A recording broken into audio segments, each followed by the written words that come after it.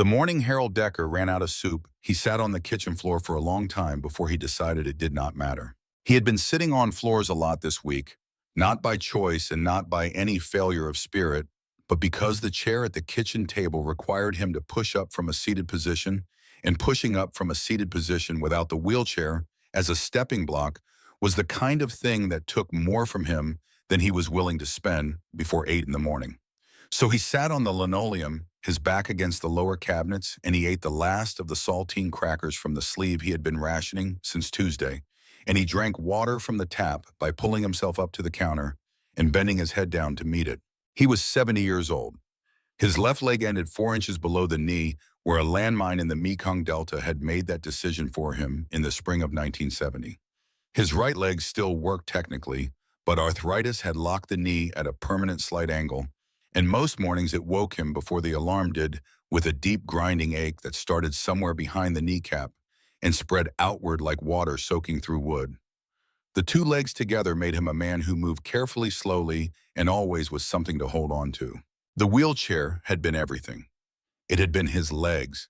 It had been his freedom. It had been the thing that turned the 30 feet between his bedroom and his front porch from an expedition into a commute. Without it, Harold Decker was a man whose world had contracted to the distance he could crawl. The wheelchair had been gone for 3 days now. He kept it on the front porch at night, locked to the iron railing with a bicycle chain he had used for 9 years without incident.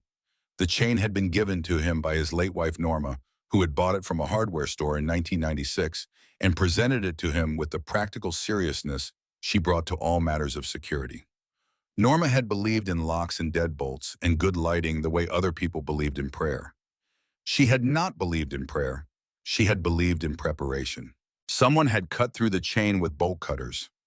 Clean cut, no jagged edges, no hesitation marks. Professional. When Harold had discovered the empty space on his porch at 6 in the morning 3 days ago, he had stood at his front door for several minutes, looking at the severed chain coiled on the wood like a dead snake. And he had understood immediately that this had not been spontaneous. Kids did not bring bolt cutters. Kids grabbed what they could reach and ran. Whoever had taken his wheelchair had come prepared, had known what they were looking for, and had chosen the night carefully. Agnes Hollis had been out of town. Agnes lived next door to the left in the White House with the blue trim that she had painted herself the summer after her husband Dale died. She was 66, widowed 5 years, and she had become Harold's closest proximity to a lifeline since Norma passed. She brought groceries on Wednesdays. She drove him to the VA hospital in Murfreesboro once a month for the check-in appointments that cost him nothing but a morning's worth of waiting room chairs and fluorescent light.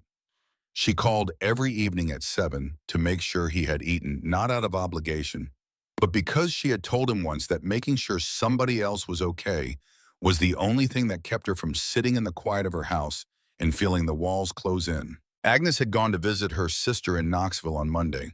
She would not be back until Friday.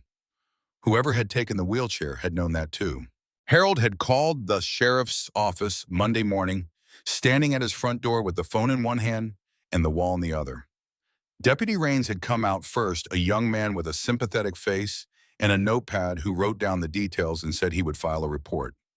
2 hours later, Sheriff Boyd Kincaid himself arrived, belly pressing against his belt, the look of a man who had arrived at a scene he had already concluded was a lower priority than whatever he had left behind.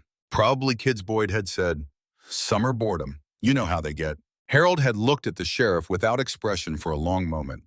He had used that look in the Mekong Delta on men who outranked him and said things that made no sense, and it had worked just as well then as it worked now, which was to say, it did not work at all, but it cost Harold nothing and said everything he needed to say without the trouble of saying it.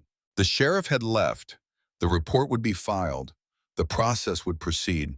The VA, when Harold called, put him through 3 automated menus and then to a woman who read from a script and told him the replacement process would take 6 to 8 weeks. Harold had laughed, not because it was funny. He laughed because if he did not laugh, he would say something to this woman that was not her fault, and he was not in the habit of directing his anger at the wrong targets. He hung up. He ate crackers. He sat on the floor. On the second day, he had dragged a kitchen chair to the bathroom, pushing it ahead of him down the hallway, sitting in it when his right knee refused to cooperate, standing again when it agreed to. The chair left marks on the linoleum. Harold did not care about the linoleum. The morning Harold ran out of soup, he had also run out of most other things worth eating, and he sat on the kitchen floor and took a quiet accounting of his situation. 3 crackers remained, half a can of green beans, no bread, no milk. His prescription refill was at the pharmacy on Main Street 12 blocks away, a distance that on most weeks was a 10-minute wheelchair trip, and that now represented something he could not accomplish without an intermediate solution he had not yet found. He thought about calling someone. He had the phone in his hand for a while, turning it over, thinking through the list of people he might call and what it would cost him to call each one and what he would have to explain about why he had not called sooner. He was not a man who called for help. He understood in the abstract that this was a limitation that cost him things. He had understood it since the VA benefits review 3 years ago, when he had declined to contest a decision he knew was wrong, because contesting required engaging with a process he did not trust, and not contesting had cost him $1,100 a month for 14 months until Agnes had gone to a meeting at the VFW on his behalf without telling him she was going, and had returned with the name of an advocate who had corrected the record in 6 weeks. He thought about calling Agnes. He did not call Agnes.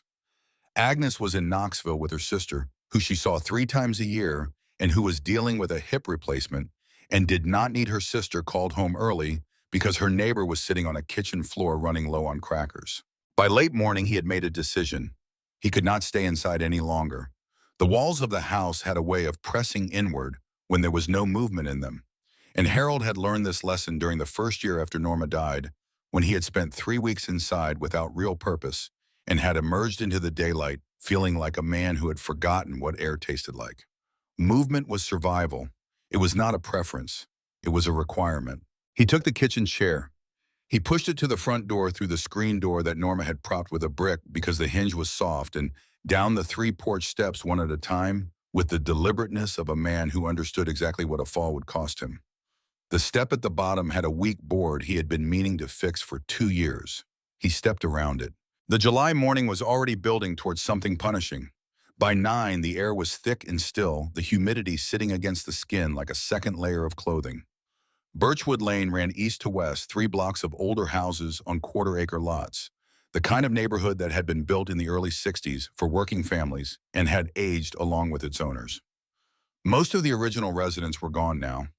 What remained were the ones who had stayed, the ones like Harold, who had put down roots deep enough that the idea of pulling them out required more energy than the alternative. He pushed the kitchen chair ahead of him along the sidewalk. Sit, stand, push, sit. His arms were still strong. Decades of mechanical work had left him with the kind of forearm strength that does not disappear with age, only dims. He had been a mechanic for 31 years, first at a shop in Clarksville, then at his own garage on the edge of Collinsville, that he had run until his right knee decided the standing was no longer negotiable. He missed the work the way a man misses something that was also a part of his identity, not with grief exactly, but with the awareness of an absence that has changed the shape of what remains. The morning Harold had discovered the wheelchair missing, he had also noticed something he had not admitted to himself until now, sitting at the edge of the sidewalk in the July heat, with the kitchen chair in his raw hands and the pharmacy 12 blocks away. He had noticed that the bolt cutters had done clean work. Not hasty, not the work of someone improvising. The cut was at the middle of the chain, the strongest link, the one farthest from the railing, the one you would choose if you had assessed the chain before you cut it. Someone had assessed it. Garrison's Gas and Auto sat at the intersection of Route 70 and Mill Creek Road, 3 blocks from Birchwood Lane. It was the kind of establishment that looked exactly the same in every decade because the man who ran it believed that what worked did not need improvement. 2 pumps, a hand-painted sign, a small repair bay around the side, a wooden bench out front where the morning regulars gathered to discuss the weather as if it were breaking news. Dean Garrison had taken over from his father in 1994 and had changed nothing, including the cash register, which still opened with a physical key on a hook by the counter. Harold made it to this bench at 9:10. He sat down hard, his right knee protesting with a noise that was more sensation than sound, and he breathed for a while without trying to make it look like anything other than what it was. Dean came out with a bottle of water before Harold had to ask. Dean Garrison was a man of 62, with a face that looked like it had been left outside in the Tennessee weather for several decades, which was accurate, in the particular economy of speech that belongs to men who have spent their working lives in places where noise costs fuel and silence costs nothing. He set the water on the bench beside Harold and did not say anything about the kitchen chair at the edge of the lot or the sweat-soaked shirt or the raw hands. He sat on the other end of the bench and looked at the road, the way men at gas stations look at the road as the thing that brings what comes and takes what goes. "Harold, what in the world are you doing out here?" Dean said. "Didn't walk," Harold said. "Pushed a chair." Dean had heard about the stolen wheelchair. Everyone in Collinsville had heard by now. It was that kind of town, the kind where news moved faster than vehicles and arrived already interpreted. But hearing about it and seeing Harold drag himself 3 blocks on a kitchen chair were two different things, and Dean's face registered the difference the way faces do when information becomes real. "Sheriff, do anything," Dean said. Wrote it down. Dean went inside. He came back with a sandwich wrapped in wax paper and sat back down on the bench and did not say anything else for a while, which was one of the things Harold had always respected about Dean Garrison. The man understood that some silences were complete in themselves and did not need filling. It was in that silence that the motorcycle pulled in. Harold heard it before he saw it. A Harley-Davidson Road King, the engine with that particular low-rolling cadence that was distinctive and unmistakable, the sound of controlled power at low speed. Black and chrome with a leather saddlebag on the left side worn at the corners from road use. The man who swung off it was large, easily 6'3", with a gray-streaked beard that reached his sternum and arms that filled the sleeves of a leather vest covered edge to edge in patches. The center patch read Iron-Packed MC in an arc over a clenched fist holding a wrench. Below it, rocker patches, Tennessee, Nashville. He was about 50, maybe 54, with the kind of face that had seen weather and decisions and had not been softened by either. He pulled off his sunglasses and looked at the pump, then at the bench, then at Harold, with the direct and uncategorizing gaze of a man who sized up situations rather than people. Harold met the gaze without adjusting his expression. He had been looked at by larger men in worse places. The biker filled his tank, paid Dean at the window, and came back around carrying his own bottle of water. He stood at the opposite end of the bench for a moment, then sat down on it with a particular combination of weight and deliberateness that large men use when they are choosing to occupy a space rather than just filling it. Neither man spoke. The pump clicked off on its own. A dog barked somewhere down Mill Creek Road. The cicadas were in full voice. "Vet," the man said. It was not quite a question. Harold glanced down at his hat. Vietnam veteran stitched in gold thread across the front, bought by Norma at a yard sale in 2001, and given to him with the disclaimer that she thought the stitching was slightly crooked, but the price had been right. 69 to 71, Harold said. Mekong Delta. The man turned the water bottle in his hands, looking at it rather than at Harold. "My father was in Da Nang," he said. "Marine Corps. Came home in 1970. A pause. Never said much about it. Most of us didn't. Another silence, this one comfortable in the way silences become when two people have agreed without speaking that they are not in a hurry. The man extended a hand the size of a catcher's mitt. Tucker Boone. Harold took it. Harold Decker. Something happened when Harold said his last name. Tucker Boone did not show it immediately, or perhaps he controlled it so quickly that the flicker was almost imperceptible. But Harold had spent decades reading the small signals that people telegraph before their faces caught up with their thoughts, and he saw something move behind Tucker Boone's eyes. Not recognition exactly. Something closer to a question that had suddenly found its answer in an unexpected place. Tucker looked at the kitchen chair at the edge of the lot. He looked at Harold's hands. He looked at the absent wheelchair space with the particular attention of a man cataloging information he intended to use. "Where's your chair?" he said. Harold took a long pull from the water bottle. "Stolen," he said. 3 nights ago. Cut the chain right off my porch." "You report it." "Sheriff came." Said probably kids. "Bolt cutters." Harold looked at Tucker Boone for a moment. "How'd you know that?" "Because that's not kids," Tucker said. "Kids grab and run. Bolt cutters means somebody came prepared." He was looking at the road now, the long, flat stretch of Route 70 going west toward the interstate. His jaw was set. "Somebody knew you'd be alone. My neighbor usually checks on me. She was out of town. And whoever did it knew that." It was not a question. Harold did not answer it as one. He ate the sandwich Dean had brought and drank the water and let the morning settle around them. And Tucker Boone sat at the other end of the bench with the stillness of a man who was thinking rather than waiting. After a while, Tucker said, "Harold Decker. That your full name?" "Harold James Decker." "What?" Tucker turned the water bottle in his hands again. The question he was carrying sat visibly behind his face for a moment before he chose not to release it. "No reason," he said, but Harold knew a deflection when he heard one. He had used enough of them himself. Tucker stood. He put his sunglasses back on, looked down at Harold with an expression that was somewhere between something decided and something still forming. "I'm going to make some calls," he said. Harold looked up at him. "You don't need to do that." "I know I don't. I don't need charity." "I know that too." Tucker picked up his water bottle, then set it back down on the bench beside Harold. "I've got some people I want to talk to. You going to be home?" "Where else would I be?" Tucker almost smiled. It was not quite a smile, more the arrangement of a face that was considering one. He walked to his Road King, started it with the particular ease of a man who had done the same motion 10,000 times, and pulled out onto Route 70 heading west. Harold watched the motorcycle until the heat shimmer absorbed it. "Who was that?" Dean said from the doorway. Harold looked at the water bottle Tucker had left on the bench. "Man named Tucker Boone," he said. He asked the right questions.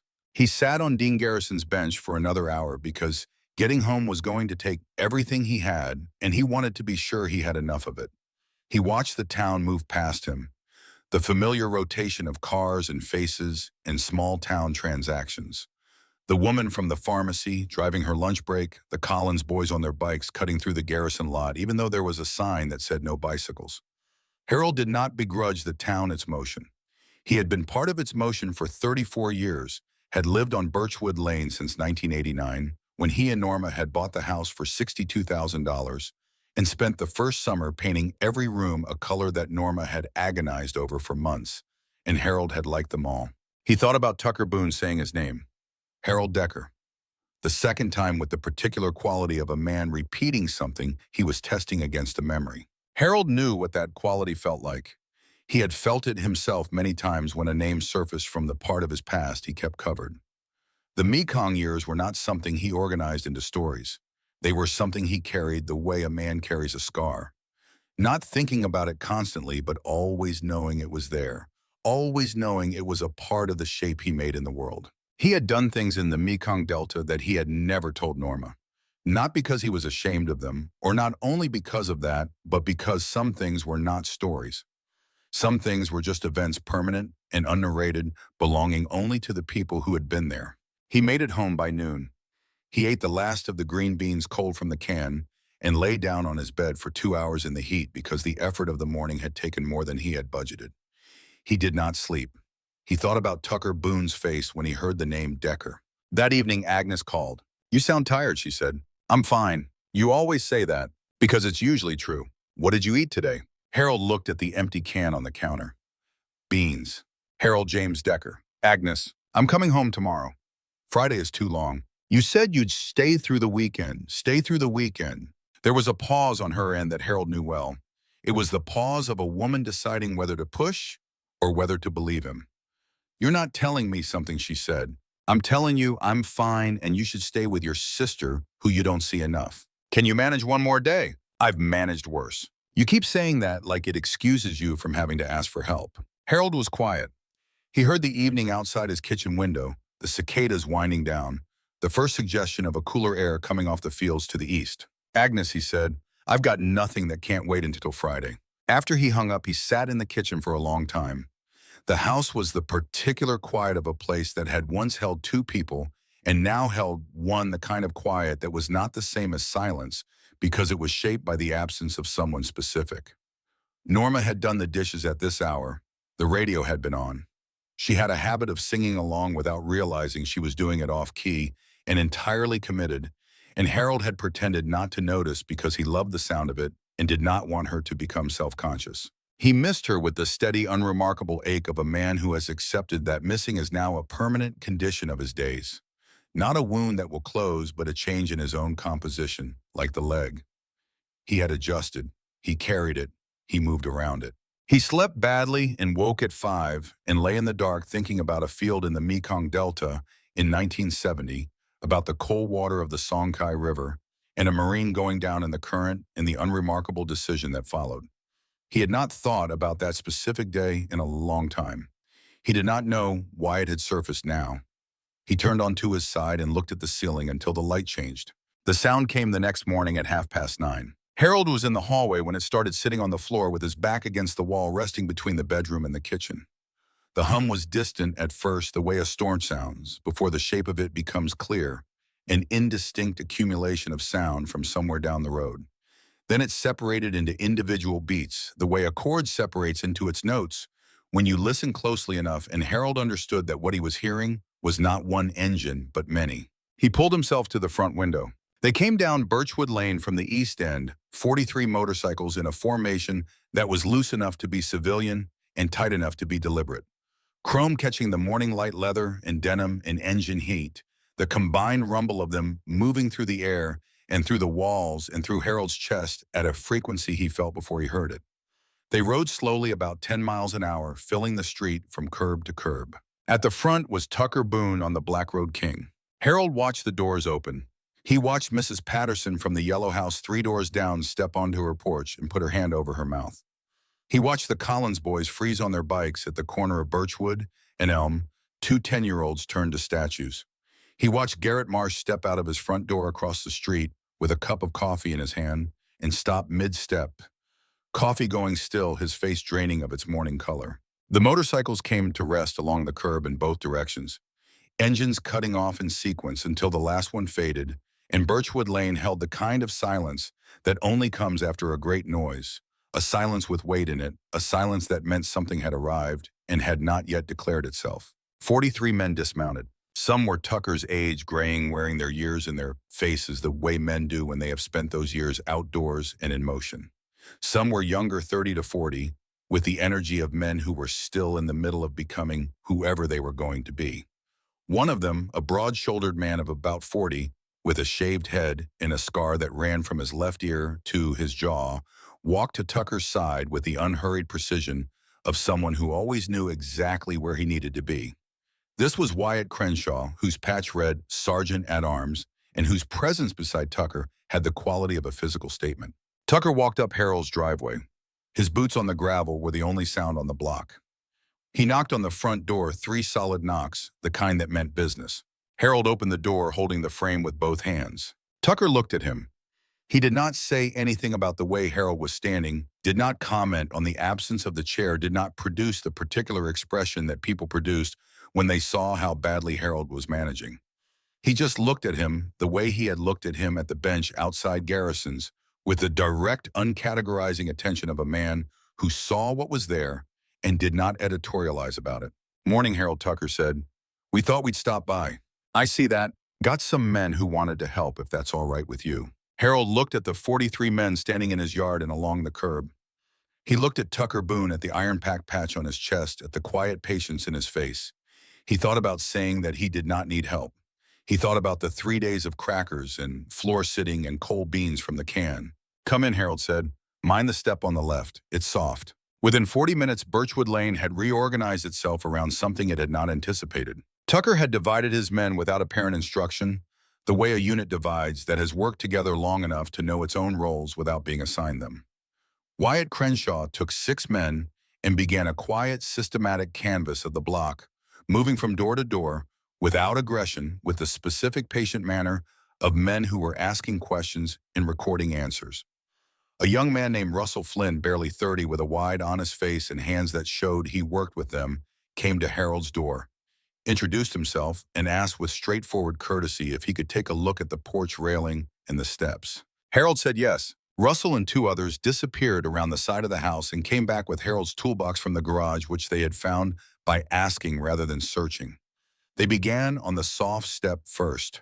Harold could hear the sound of the rotten board being removed and replaced the clean sound of a hammer doing what it was designed for. A man named Caldwell, heavyset and methodical, found Harold's old American flag still in the front window, where Harold had moved it months ago when the porch pole had wobbled. He went to his saddlebag and returned with a new flag still in its packaging. He asked Harold where the pole socket was. Harold told him. Caldwell replaced the flag with the careful, unhurried attention of a man who understood exactly what that piece of cloth meant to the man watching him. Harold sat in the lawn chair that Russell had found in his garage and brought to the porch, and he watched these men move through the business of his property with something that took him a while to identify because it had been absent long enough that he had stopped expecting it. They treated the place as if it mattered, not performing, not looking for approval, just working quietly with purpose. At the end of the block, Sheriff Boyd Kincaid's patrol cruiser appeared moving slowly. It parked at the curb and Boyd sat in it for a full minute before getting out and walking toward the congregation of motorcycles in leather with the expression of a man who had run a calculation and was not certain of the result. Tucker, Boyd said, nodding once. "Sheriff, mind telling me what's going on here?" Tucker looked at Harold. Then he looked at the sheriff with the level, unaccommodating patience of a man who had been asked a question that already had its own obvious answer. "Harold Decker is a Vietnam veteran who had his wheelchair stolen off his porch 3 days ago," Tucker said. "He called your office. You came out and told him it was probably kids. He's been dragging himself across his house on the floor since Monday. We came to help." Boyd shifted his weight. He looked at Harold. He looked at the 43 men standing in the yard. He looked at Jolene Price from the Collinsville Gazette, who had materialized at the edge of the property with a camera and a notebook, which meant someone had called her, and Boyd was aware in a way that made the back of his neck warm that whatever happened next was going to be on record. "We're looking into it," Boyd said. "I'm sure you are," Tucker said. The tone was not hostile.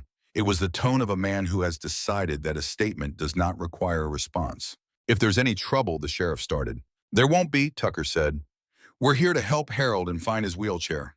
We're going to do it legally in broad daylight, and we're not going to bother anyone who doesn't have information we need.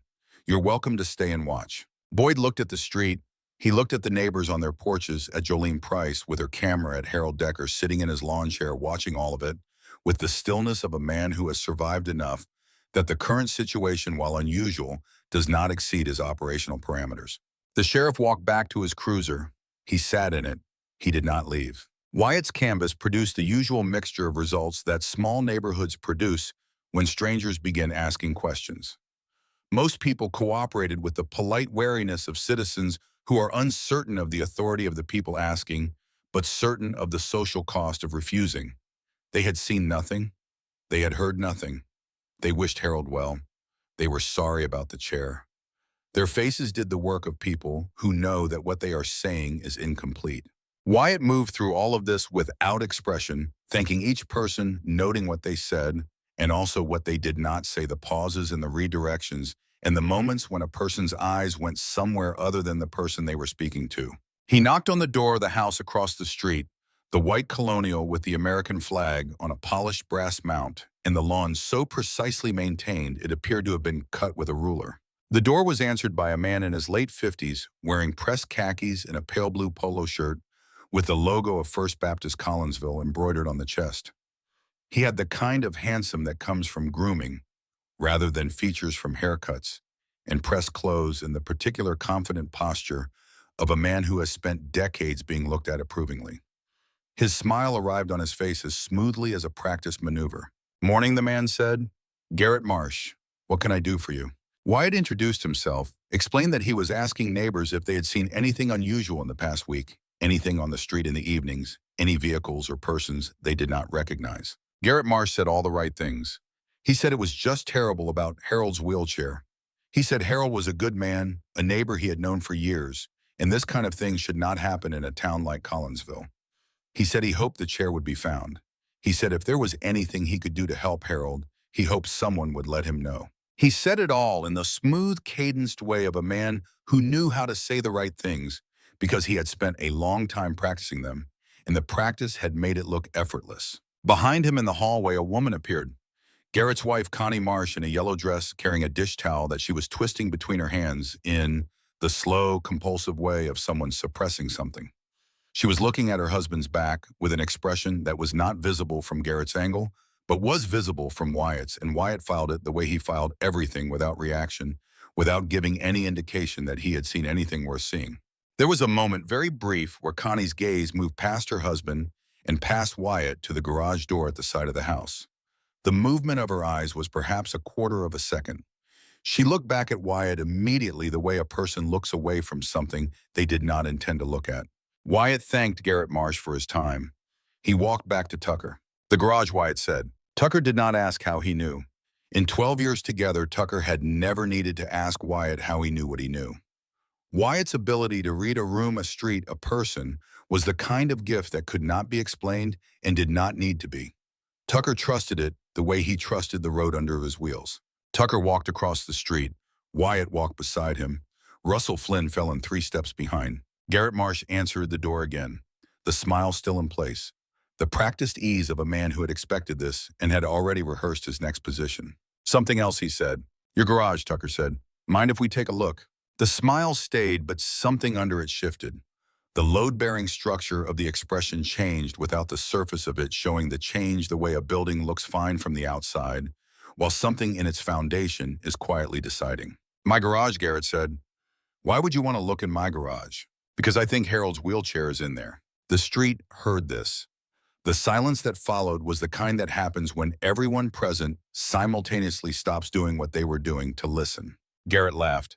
It was a short, manufactured sound, the kind of laugh deployed specifically to make an accusation appear too ridiculous for serious engagement. That's absolutely absurd, he said. I'm a deacon at First Baptist. I've been Harold's neighbor for 14 years. Why on earth would I steal his wheelchair? I didn't say you stole it, Tucker said. I said I think it's in your garage. Open the door. We'll know in 10 seconds. He paused. If I'm wrong, I'll apologize in front of every person on this street.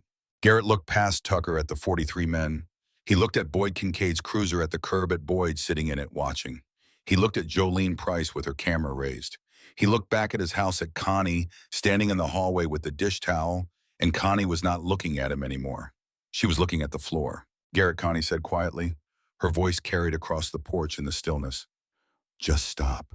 The garage door went up. Harold's wheelchair sat in the corner beside a riding mower and a shelf of paint cans. The bicycle chain Harold had locked it with was coiled on the workbench, cut clean at the link, a testament to planning. Beside the chain lay a pair of bolt cutters with rubber grip handles, clean and unused since the single purpose they had been acquired for.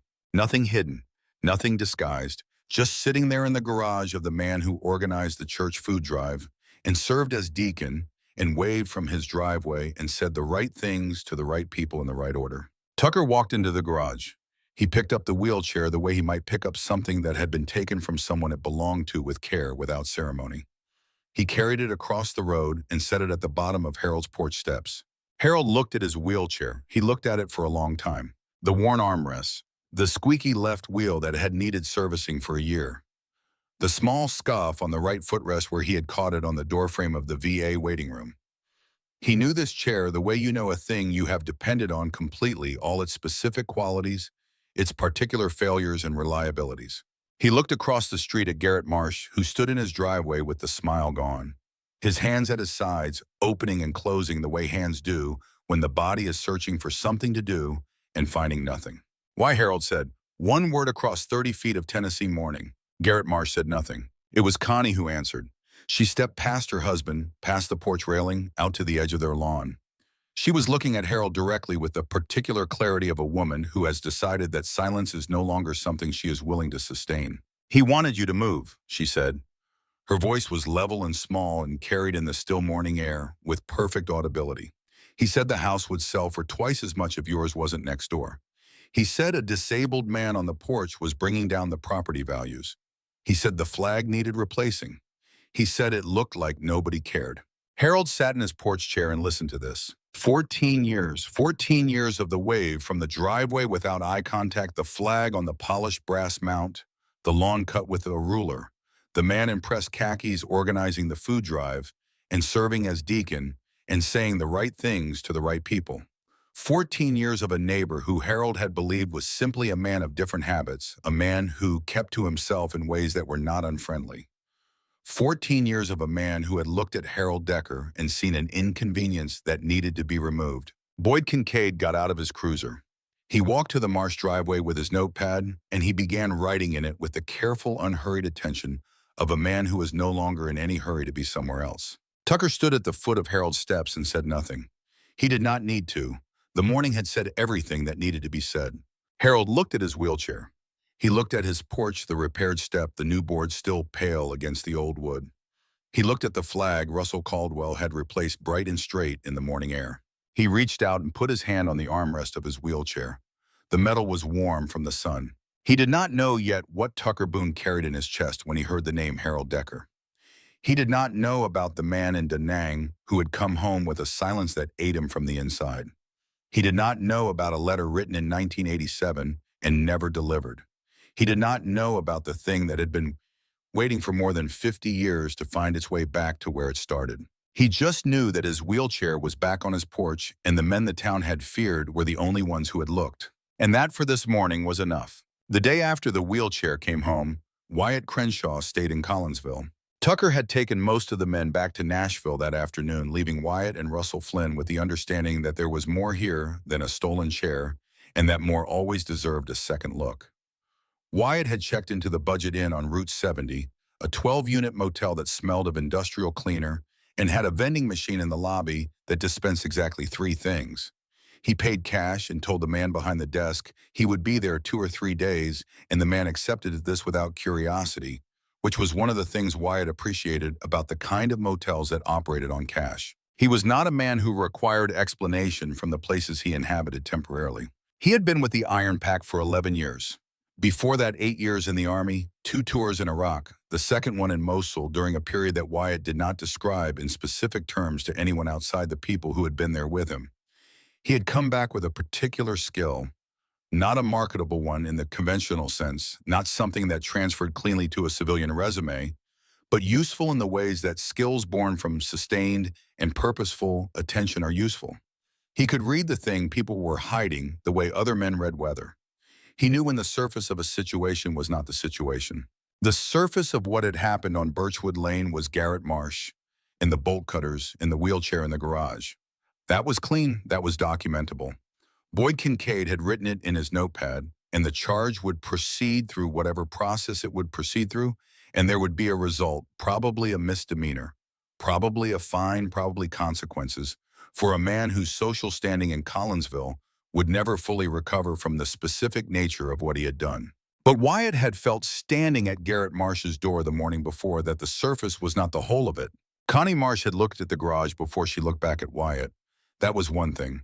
But there was something else, something in the way Garrett had answered the questions, the way the prepared answers sat too smoothly in his mouth, the way a man answers questions he has already rehearsed because he has been waiting for someone to ask them. Wyatt spent the first morning going back through Birchwood Lane one more time, talking to the people he had not reached the day before, filling in the ones in his picture of the street. Most of it was peripheral, but a woman named Nadine Combs, who lived in the yellow house 3 doors from Harold, and who had grown up in Collinsville and had the particular social memory of a woman who had never left the place she was born, told Wyatt something that lodged itself in his mind like a splinter. Garrett's had his eye on Harold's property for years, Nadine said. She was watering her porch plants and had the air of a woman who had been waiting for someone to ask. His backyard and Harold's backyard share a fence line.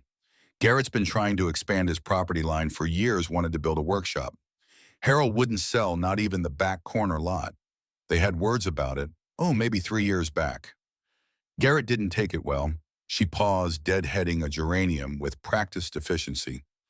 Garrett doesn't take things that don't go his way very well. He just hides it better than most. Wyatt thanked her. He went back to the motel and called Tucker. There's more, Wyatt said. Tell me. The wheelchair was the short game. I think there's a longer play. I want to look at Marsh's dealings. Property records, anything he's filed in the past 2 years. Tucker was quiet for a moment. Harold, know you're still in town. Not yet. Maybe tell him. Man like Harold doesn't need people doing things around him without him knowing. Wyatt acknowledged this. He drove to Harold's house, knocked, and when Harold opened the door, explained simply that he had stayed because something did not feel finished, and that he would like to keep looking if Harold did not object. Harold looked at him for a moment. You're going to look whether I object or not, Harold said. I'll look harder if you don't. Harold almost smiled. Come in, he said. Mind the step. Left, Wyatt said. I know.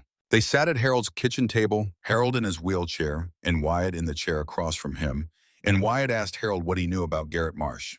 Harold told him, 14 years of neighbor clean lawn church deacon food drive the wave from the driveway that never included eye contact. The conversation 3 years ago about the back corner lot, Harold's quarter acre that abutted Garrett's property, which Garrett had wanted to purchase for a sum that Harold had known immediately was low, because Harold had spent enough years doing business to know when a number was meant to sound reasonable without being reasonable. Harold had said no. Garrett had said he understood completely, no hard feelings. He had continued waving from the driveway without eye contact.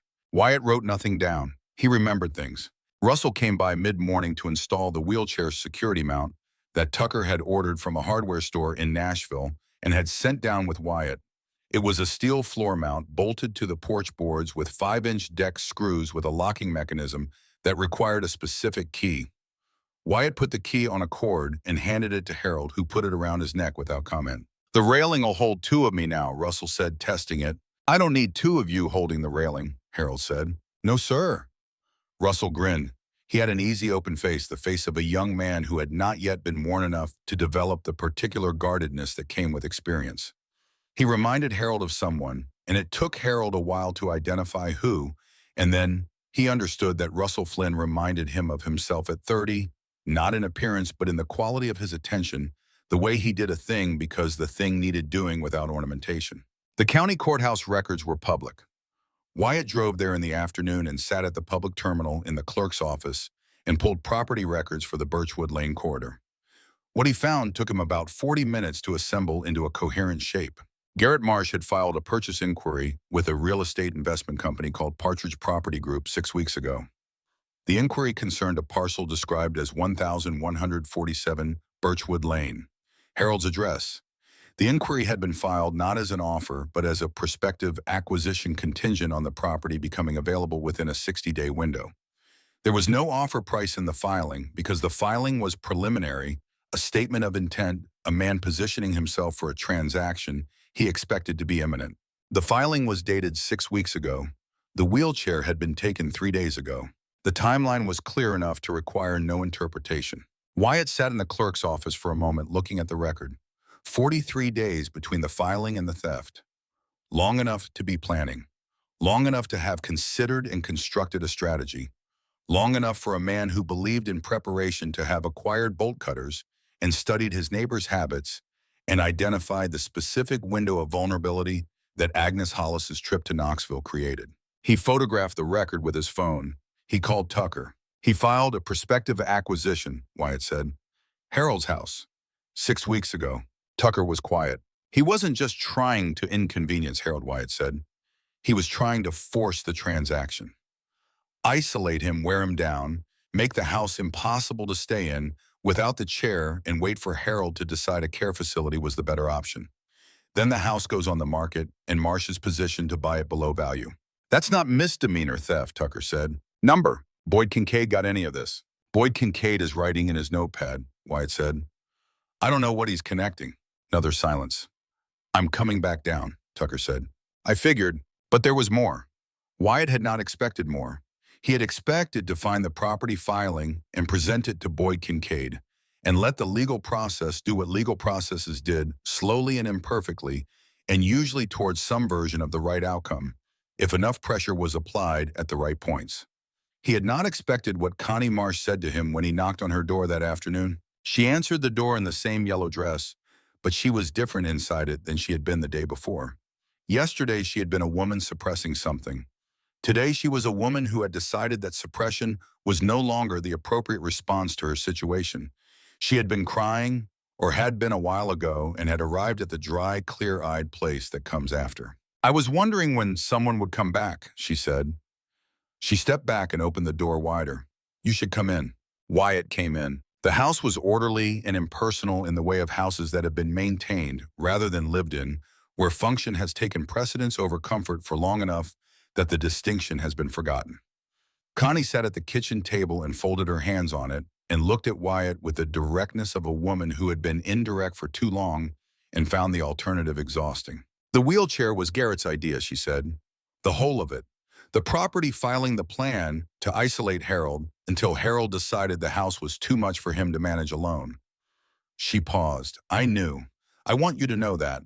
I knew, and I said nothing to anyone, and that's something I'm going to have to think about for a long time. When did the plan start? Wyatt said. After Harold refused to sell the corner lot. 3 years ago. That's when Garrett started. She pressed her lips together. He said Harold was going to move eventually anyway. Everybody on the street could see Harold was struggling, and it was only a matter of time before the VA or a social worker decided he needed to be in a facility. Garrett said all he was doing was helping time move a little faster. By taking his wheelchair. By taking his wheelchair. She looked at her folded hands. Garrett also. She stopped. Started again. He also filed a report with the VA about 6 months ago. He told them he was a concerned neighbor and that he had observed Mr. Decker showing signs of being unable to adequately care for himself, that he had seen him fall on the porch steps, that he was concerned about fire safety leaving the stove on things like that. She met Wyatt's eyes. None of it was true. Garrett fabricated it. Wyatt was still. He had been in enough situations that required stillness to produce it instinctively. But this particular stillness was a deliberate choice, because what Connie Marsh had just told him was the kind of information that required a very careful response. He filed a false report with the VA, Wyatt said. Yes, to trigger an evaluation. He said if the VA decided Harold couldn't self-care, they'd place him. A placement would move him out of the house. Then the house would have to sell because Harold wouldn't have the income to maintain it from a care facility, and there were no family members to take over. Connie's voice was steady throughout this, the steadiness of a woman who has prepared what she is going to say and is now saying it with the focus of someone crossing a distance they are not sure they have the legs for. Garrett had it all worked out. He called it planning ahead. Wyatt thanked her. He asked if she would be willing to put what she had told him in writing, and Connie said yes immediately without hesitation, the way people say yes when they have already decided that whatever the cost is, they are willing to pay it. He called Tucker again from the car. He filed a false VA report, Wyatt said. 6 months ago, trying to trigger a welfare evaluation that would lead to Harold being placed in a facility. Tucker did not say anything for a long moment. What kind of person, he said, and then stopped. The prepared kind, Wyatt said. Is Harold? Harold doesn't know yet. I need to tell him before this goes to Boyd. I'll be there by tonight. Wyatt drove to Harold's house. Harold was on the porch in his wheelchair in the afternoon light that came in low through the trees at the end of Birchwood Lane. He was doing nothing or what looked like nothing, sitting in the particular stillness of a man who was thinking about something specific. Wyatt sat in the second chair. He told Harold about the property filing. Harold listened without expression, which Wyatt had expected. Then Wyatt told him about the VA report, and Harold's expression did not change, but something in the quality of his stillness changed in a way that Wyatt registered and respected and said nothing about. He called the VA, Harold said, 6 months ago, and told them I couldn't take care of myself. Yes. Harold was quiet for a moment. He looked at the street. A car went past, slowing slightly at the sight of 2 men on the porch, then moving on. And the evaluation. Still pending, apparently. A caseworker was going to contact you. I don't know if the contact has happened or is scheduled. Harold nodded slowly. Harold, Wyatt said, this isn't just theft. What Marsh did goes further than that. Filing a false report with a federal agency attempting to defraud a veteran of his housing through fabricated welfare concerns. Boyd Kincaid needs all of this. Boyd Kincaid, Harold said. He said the name with the same inflection as before, the inflection that said a lot with very little. I'll be with you when you talk to him, Wyatt said, and I'll give him the documentation from the courthouse. He'll have to act on it. Harold looked at the street for a moment. I appreciate that, he said. Then after a pause, what made you stay? Wyatt looked at him. The chair in Marsh's garage was too easy to find, he said. Men who do things like this carefully don't leave what they've done sitting in a corner uncovered, unless they believe they're untouchable. Marsh believed he was untouchable because he was the man everyone trusted. He had put so much work into being that man that he had stopped imagining anyone would look underneath him. Harold thought about this. That's its own kind of blindness, he said. Yes, Wyatt said. It is. Tucker came back that evening. He came alone on the road, King, and he came at a time that Harold recognized as the hour when a man arrives when he has thought about what he needs to say and is ready to say it the early evening when the day has finished accumulating and the light has gone soft enough that the edges of things are less sharp. Agnes Hollis had come home that afternoon. She had pulled into her driveway at 5:15 a day earlier than planned because Agnes Hollis had been in Knoxville listening to her sister talk about her grandchildren, and the entire time she had known, with the quiet certainty that a woman develops over a life of paying attention, that something was happening at home and that she was not where she needed to be. She got out of the car with her overnight bag and looked at Harold's house and stopped. The porch was different. The railing was straight. The flag was new. There was a steel mount on the porch floor that had not been there when she left. And Harold was sitting on the porch in his wheelchair, watching her with the expression she recognized as the one he wore when he was waiting for someone to catch up with what he already knew. "Harold James Decker," she said. "Agnes, what happened to your porch?" "Replace the railing, fix the step, put in a security mount for the chair." Agnes walked across to Harold's yard and up to the porch and sat in the second chair and looked at him with the patient total attention of a woman who has been given an incomplete answer and is prepared to wait. Harold told her everything. He told her about the wheelchair, about Dean Garrison's bench, about Tucker Boone and the Road King, and the 43 men who had filled Birchwood Lane on a Wednesday morning. He told her about the garage door going up and the bolt cutters on the workbench and Connie Marsh at the edge of her lawn saying what she had said. He told her about Wyatt still in town and what Wyatt had found at the courthouse and what Connie had said about the VA report. Agnes listened to all of it without interruption. When he finished, she was quiet for a moment. "Are you angry?" she said. Harold thought about this. He looked at the street at Garrett Marsh's house across the way, quiet and white and correct in the afternoon light. "Angry is a fuel," Harold said. "I've used it. In Vietnam, I used it because it was available and I needed something to run on. After Vietnam, I used it for a while and it ate more than it produced." He paused. "What I am is clear. I'm clear about what happened and what it revealed about the people. It revealed it about and what it says about the town and what the town needs to reckon with. That's different from angry." Agnes was quiet. "It confirms something I've known for a long time," Harold said, "that the people who are most careful about looking good and are often the ones who need to be looked at most carefully." He paused. "I knew something was wrong with Garrett Marsh the second week after we moved in. He came over to introduce himself, and the whole time he was talking to me, he was looking at the house. Not at me, at the house." Agnes said nothing. "Norma thought I was being uncharitable," Harold said. "She said not everyone who looks at a house is calculating what it's worth to them." He looked at the flag moving once in the light evening air. "She was right more often than I was, but not about Garrett Marsh." Tucker arrived at 7. He came up the porch steps with a folder in his hand, a manila folder unremarkable. He nodded to Agnes and introduced himself simply. She shook his hand and looked at him with the frank appraisal of a woman deciding something about a person, and then apparently having decided it said she would bring out some coffee and went inside. Tucker sat in the second chair. He set the folder on the arm of his chair and did not open it immediately. "I made some calls this afternoon," Tucker said. Harold waited. "To the VA hospital in Nashville, the one where my father died in '94. Tucker looked at the folder. "I asked them to pull his records. They can't release medical records to me directly, but there are people I know who can access service records. There's a separate file, service records and commendation records. Those are more accessible." He opened the folder. "Robert Boone, Marine Corps, Da Nang, 68 to 70, received a Purple Heart in November of '69. He looked at Harold. In his file, there's a notation. February 17th, 1970. Pulled from the Song Kai River by a soldier from the 9th Infantry Division. The soldier's name is in the notation." Harold looked at him. "Harold James Decker," Tucker said. The evening settled around the porch. From inside the house came the sound of Agnes in the kitchen, the small domestic sounds that Harold had learned to notice in the 3 years since Norma learned to notice and be grateful for the evidence that someone else was present. "He wrote it down," Harold said. "He wrote it down," Tucker said. "The whole thing, the date, the location, your name, your unit. He wrote down that you went in after him without hesitation, that the current was strong enough that you nearly went under too."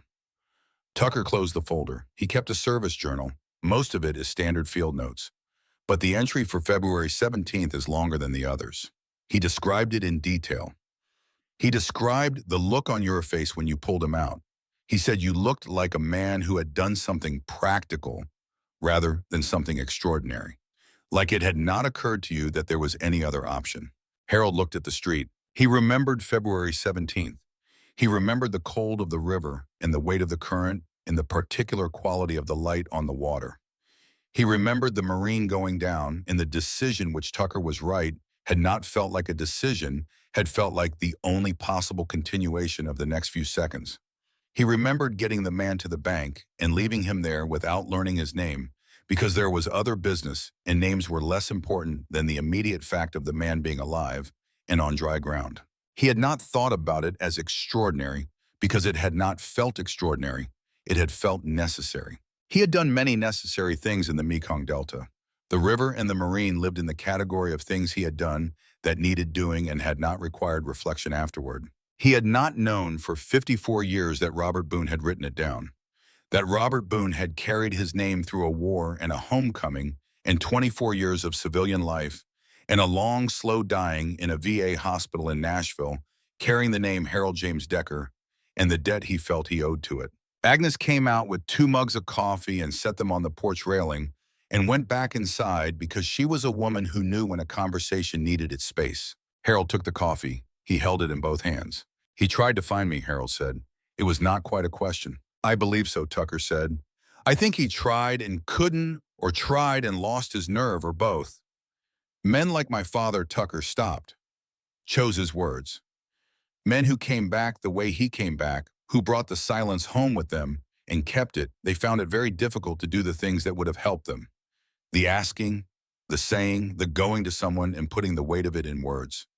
He looked at Harold. "He died with your name in a file and what he needed to say unsaid." Harold was quiet. "After my father died, I went through his things," Tucker said. "I found the journal. I found the February 17th entry. I spent some time looking for a Harold James Decker from the 9th Infantry Division who served in the Mekong Delta in 1970. I found 3 men with variations of that name. I wrote to 2 of them. One was deceased. One wrote back and said I had the wrong man. And the third," Harold said, "the third I couldn't locate. The address I had was from the 80s, no forwarding records that I could access." Tucker looked at Harold. "I stopped looking about 8 years ago. I told myself if it was meant to find its place, it would find it. And here we are." "And here we are," Tucker said, "because somebody stole a wheelchair and you pushed a kitchen chair 3 blocks in the Tennessee heat and sat down on a bench." Harold turned the coffee mug in his hands. "Robert Boone," he said finally. "Tell me about him. Not the service record, him." And Tucker told him. He talked for a long time while the evening light shifted and the coffee cooled and the street settled into its nighttime quiet. He talked about a man who had come home from Da Nang with trembling hands and a silence that his wife called the war and his children called the mood, and that no one ever called by its correct name because the correct name did not exist yet or was not being used yet by the people it needed to reach. He talked about a man who had worked 30 years in a machine shop in Nashville, who had been steady in the ways that mattered and unreachable in the ways that also mattered, who had coached Little League when Tucker was 8 and 10 and 12 with a focus and patience in that specific context that seemed to be the one place the silence did not follow him. He talked about a man who had said once when Tucker was 17 and asking about the war with the particular insistence that demands access to the things adults keep closed, that you carry the people who saved you. You carry them the same way you carry the ones you couldn't save. You carry them because they became part of your structure and you can't take them out without the whole thing changing shape." Harold listened. When Tucker finished, Harold said, "He sounds like a man I would have been glad to know." "He would have been glad to know you said that," Tucker said. Harold told Tucker about his own father's life after Vietnam. Not the service record and not the river. The life. He told him about the machine shop in Clarksville where Harold had worked his first year back before the leg had taken the kind of permanent toll that required him to rethink his relationship with standing. He told him about the other men he had known who had come back the same year, the ones who had found their way to something like stability and the ones who had not, and the particular indistinguishability between those two groups in the first years when everything was still in motion and nobody could tell yet who was going to find solid ground and who was going to keep sliding. He told Tucker that the men who came back from Vietnam were not a single thing. They were not broken in the same ways or healed in the same ways or silenced in the same ways. What they shared was the fact of having been there, and after that they diverged in every direction that human beings can diverge, in which was every direction there was. He said, "I think the men who could not ask for help were not men who didn't know they needed it. I think they were men who had spent a long time in places where asking for help was a liability, where showing the weight was showing weakness, and the lesson stuck even after the situation that required it was over. You don't unlearn that kind of thing easily. Sometimes you don't unlearn it at all." Tucker had listened fully and without interruption. When Harold finished, Tucker was quiet for a long moment. "I think you were right," Tucker said. "I think my father never unlearned it. He carried it all the way to the end and never put it down once, except when he was coaching Little League. He was a different man on a baseball field, patient in ways he couldn't manage to be anywhere else." Harold thought about this. "Maybe that was where it went," Harold said. "The part of him that had room for lightness. Maybe it went to the field so it could have somewhere to be." Tucker looked at Harold for a moment. "Yeah," he said, "maybe that's exactly where it went." They sat on the porch until the night was fully and two men in the dark carrying the same weight from different angles, and the street was quiet around them. And inside the house, Agnes quietly turned off the kitchen light and sat for a while in the living room, in the particular way of a woman who has decided that some things can wait until morning. There was something Harold needed to say, and he was finding his way to it through the usual internal traffic of a man who did not say things easily. "Tucker," he said. Tucker looked at him. "When you go, wherever you go to talk to him, tell him it mattered," Harold said. "Tell him every man I went into that river for mattered." Tucker was still for a moment. Then he nodded once with the contained precision of a man who has just received something he came a long way to find and does not intend to diminish it by saying too much about it. They sat in the dark for a while longer, and then Tucker stood and said he was at the Budget Inn down on Route 70, and that tomorrow there was something else he wanted to discuss. If Harold was willing, something about the VA review. And Harold said he was willing, and they said goodnight with the economy of men who have said the things that needed saying and do not need to pad what follows. Harold sat on his porch alone after Tucker left in the dark and the warmth of the Tennessee summer night, and he thought about Norma, about the specific, unrepeatable quality of the decades they had shared in this house, about her singing off-key in the kitchen with the radio on, completely committed, not knowing he was listening, about the way she had held things for him when holding things was what he needed, and had pushed when pushing was what he needed, and had known the difference between the two with an accuracy that had never ceased to seem remarkable to him. He put his hand on the armrest of his wheelchair. The metal was cool now, the day's heat fully gone. He looked at the street. He went inside. The box was on the shelf in the bedroom closet above the hanging clothes. Harold had known it was there. He had known it was there for 3 years, since the week after Norma's funeral, when Agnes had helped him sort the house into what needed to be done immediately and what could wait, and the box had been in the category of what could wait and wait. It had through 3 winters and 3 summers, and the gradual accumulation of days that constitutes a life continuing in the absence of the person who had given it most of its shape. It was a shoebox covered in leftover wallpaper from the kitchen renovation of 2004, a small domestic decision that had made it look intentional, like an object that had been chosen rather than improvised. Norma had that quality, the ability to make practical things look considered. Harold had spent 38 years watching her do it and had never fully understood the mechanism. He asked Tucker to get it down from the shelf. Tucker did so without comment, with the understanding that a man asking you to reach something from a high shelf is telling you as much as he is choosing to tell you. Harold set the box on his lap at the kitchen table with Tucker across from him and Agnes at the counter, pretending to be engaged with something else, which Harold found touching in its inadequacy and did not mention. He opened it. The box contained what he had expected. Norma's handwriting on envelopes on cards, a birthday card Harold had given her in 1997 that she had apparently considered worth keeping, photographs of Harold's mother who had died in 1991, a copy of the deed to the house, a Christmas card from 1999 from Norma's sister in Raleigh, and near the bottom, a white envelope, business size, slightly yellowed at the edges. The address on the front was Harold's Clarksville address. The return address read Robert W. Boone, a Nashville Street address written in a hand that had pressed firmly on the pen.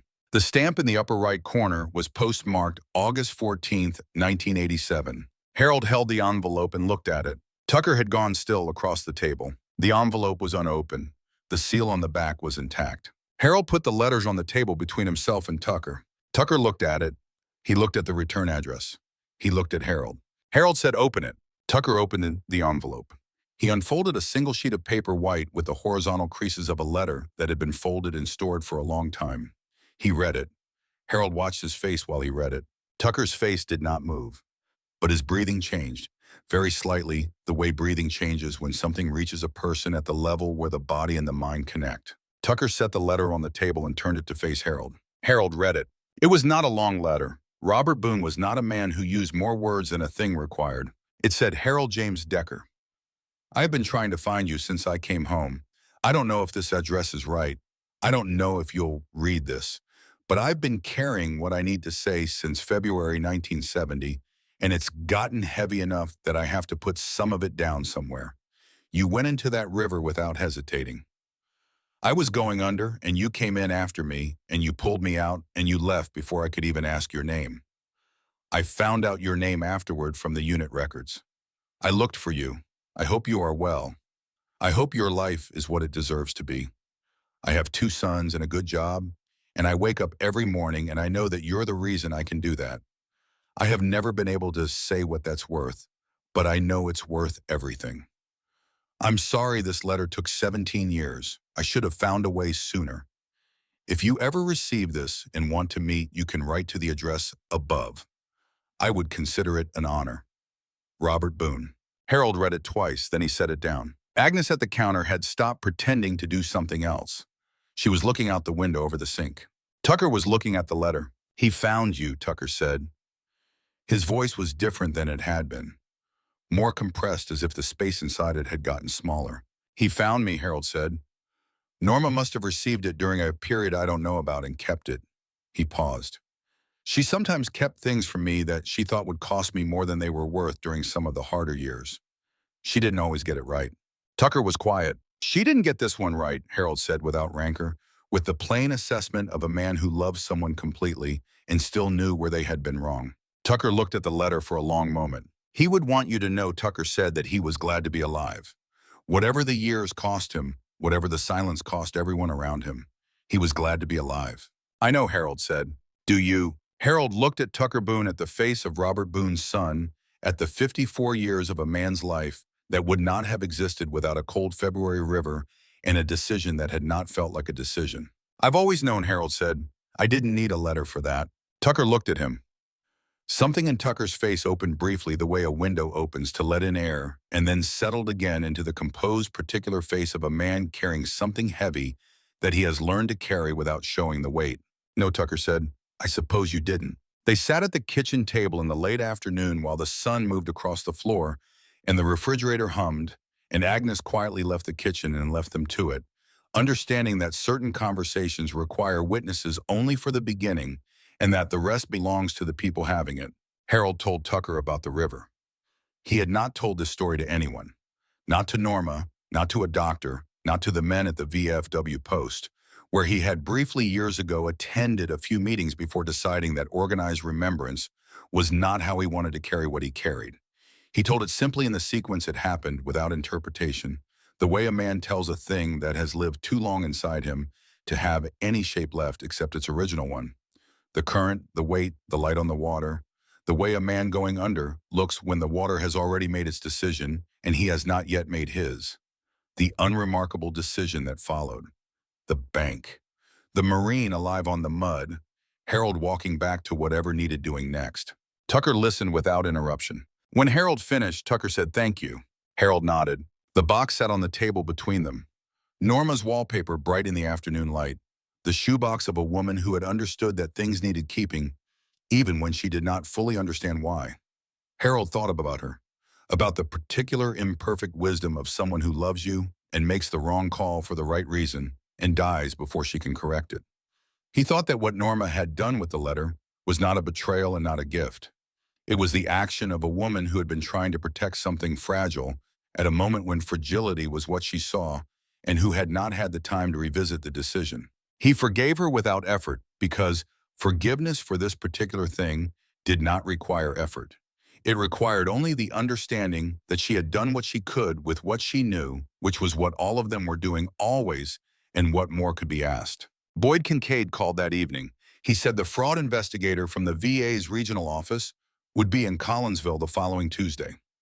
He said the district attorney had reviewed the documentation Wyatt had provided and was considering whether the filing of a false federal report constituted grounds for charges beyond the county-level theft case.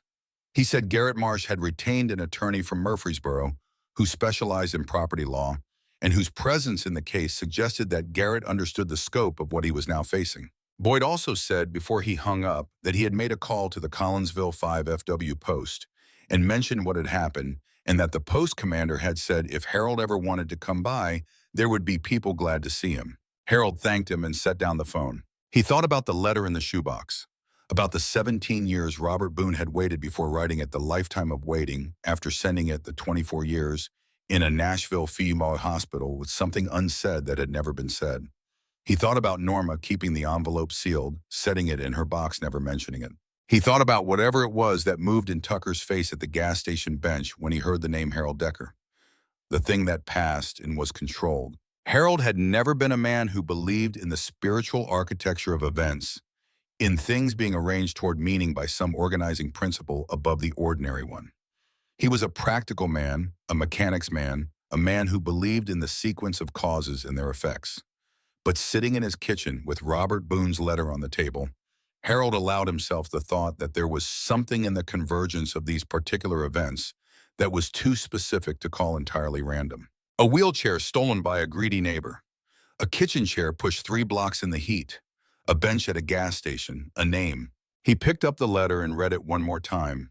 Then he folded it along its original creases and put it back in its envelope and set it on the table where he would remember to give it to Tucker in the morning. Tucker would want to keep it. Harold understood that without needing to ask. It was Robert Boone's handwriting. Robert Boone's words, the physical evidence of a man reaching across 17 years, and a river and all the silence in between toward the person he was reaching for. Tucker had a right to that. Harold turned off his kitchen light. He rolled to his bedroom. He lay down and listened to the house settle around him in the Tennessee night, and for the first time in a long time, the settling sounded like something other than silence. It sounded like the beginning of the next part of things. The meeting with Boyd Kincaid happened the next morning at the sheriff's office on Main Street, a brick building that had been built in 1962 and renovated once in 1994 and had the particular institutional quality of a place that had been designed for function and had achieved function without aspiring to anything beyond it. Harold went in his wheelchair. Tucker sat to his left. Wyatt sat to his right. Boyd Kincaid sat behind his desk with his hands folded on top of it and his expression in the careful neutral of a man who was still calibrating exactly how much trouble he was in and what posture best addressed that uncertainty. He was a capable sheriff in the limited ways that being a capable sheriff in a town like Collinsville required. He handled accidents and disputes and the occasional break-in with the steady competence of a man who had done it long enough to know the shape of the problems. He was not, Harold had concluded, a dishonest man. He was an incurious one. He saw the surface of things and accepted it because the surface usually cost less, and the people who paid him were usually satisfied with the surface. This was no longer a surface situation, and Boyd knew it. Wyatt laid the courthouse documents on the desk. The property inquiry filed by Garrett Marsh for Harold's address dated 6 weeks before the theft. Tucker provided the transcript of his conversation with Connie Marsh, which Connie had agreed to have recorded on Wyatt's phone, understanding that her words needed to be more than memory if they were going to be useful. Boyd listened to the recording with his hands still folded and his face doing the slow, reluctant rearrangement of a man whose picture of a situation is being significantly revised. The part that changed his expression most visibly was the VA report. He filed a false report with the VA, Boyd said, when the recording reached that section. 6 months ago, Wyatt said, to trigger a welfare evaluation, with the intent of having Harold placed in a care facility, clearing the house for sale and positioning himself to purchase the property below market value. Boyd unfolded his hands. He picked up a pen. He set it back down. He looked at Harold. Harold, he said, I owe you an apology. Harold looked at him. I came out Monday and I wrote it down and told you it was probably kids, and I went back to whatever I was doing.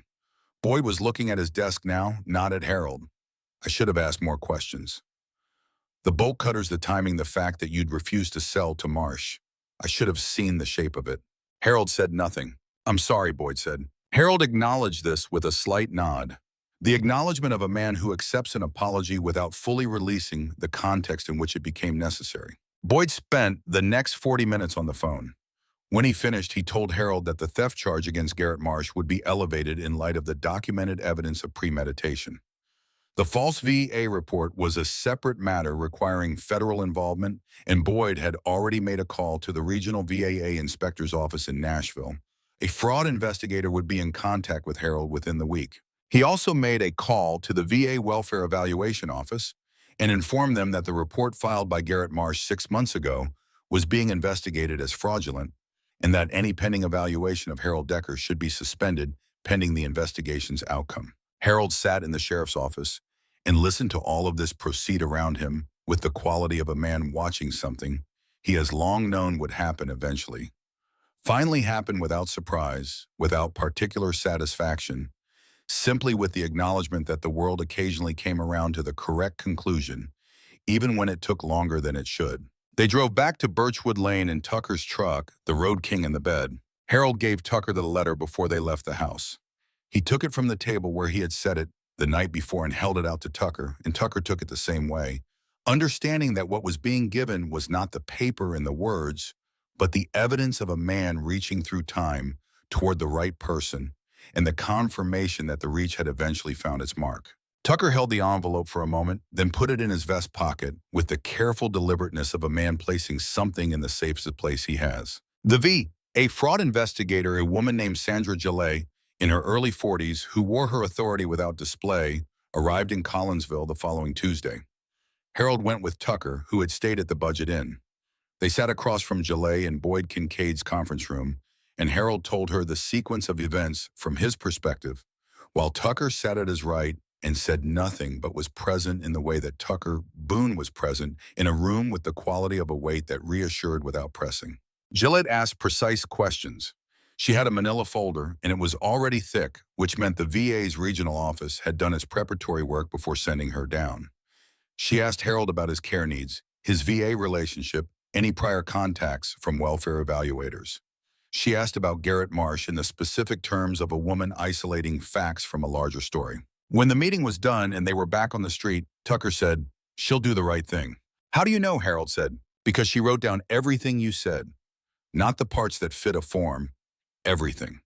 Tucker looked down the main street of Collinsville at the storefronts and the hardware store and the diner and the church in the middle distance. People who write down everything are people who understand that what fits the form is never the whole of the thing. Harold considered this. "You've had some experience with investigators."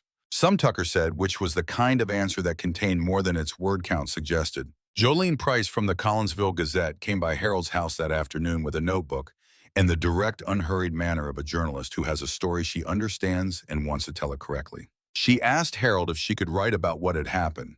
Not just the wheelchair and the garage, but all of it, the VA report, the property filing the bikers, filling Birchwood Lane on a Wednesday morning.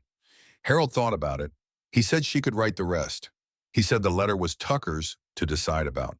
"Write it straight," Harold said. "Don't make me a saint, and don't make Marsh a monster. He's a man who made a choice, and the choice had a logic to it that you could follow from one point to the next, even if the logic was wrong. Write that." Jolene looked at him. "Most people want the simpler version." "Most people will read the simpler version into whatever you write anyway," Harold said. "Might as well give them the real one and let them do what they're going to do with it." Jolene wrote in her notebook for a moment. "Can I ask you something?" "You're going to. Are you angry at any of it?" Marsh, the V, the sheriff, writing it down in his notepad and going back to his coffee. Harold looked at the street. "Angry as a fuel," he said. "I've spent plenty of time running on it. The war made it easy to access and hard to put down, and the years after cost me more than I ever got back from it. What I am now is clear. I'm clear about what happened and what it revealed and what the town needs to reckon with. That's different from angry." He looked at her. "Write that if you want to write something true." Jolene wrote it. The Collinsville Gazette article ran on a Thursday. Jolene Price had written it exactly as Harold had asked her to, without saints or monsters, without the simple version. She had written it as the story of a street and what the street discovered about itself when it was pressed to look clearly. The article was careful and specific and used Harold's own words where they were better than her paraphrase, which was most places. It was picked up by the Chattanooga paper on Friday and the Nashville Tennessean on Saturday. And after that, it moved in the way of stories that find the current of something people are already thinking about and carry it further. Letters came. Harold received 17 letters in the 2 weeks after the article ran. He read them all. A few were from veterans in similar situations. A few were from people who had known the Iron Pact or knew men like the Iron Pact and wanted to say that they had always known this about them, which was probably not true, but which Harold chose to accept charitably as the way people position themselves in relation to a story once the story has made the correct outcome clear. He responded to 3 letters. One from a veteran in Georgia who was having trouble with his own VA benefits process, and whom Harold referred to a contact he had gotten from Sandra Jolet's office. One from a woman in Ohio who had recognized her father's name in Harold's description of Tucker Boone's father, and who wanted to know if she might find her own answers in the same direction. Harold wrote her a careful letter suggesting that she try, because trying was always more useful than not trying, and that whatever she found at the end of it would be true in ways that the not knowing was not. The 3rd letter he responded to came from Tucker Boone. Tucker had written a letter which was not a thing Harold would have predicted of him, but which made complete sense when he held it, because Tucker Boone was a man who understood the weight of unsent letters and was not going to create another one. The letter said, "Harold, I read the letter to my brother last week. He cried. I didn't.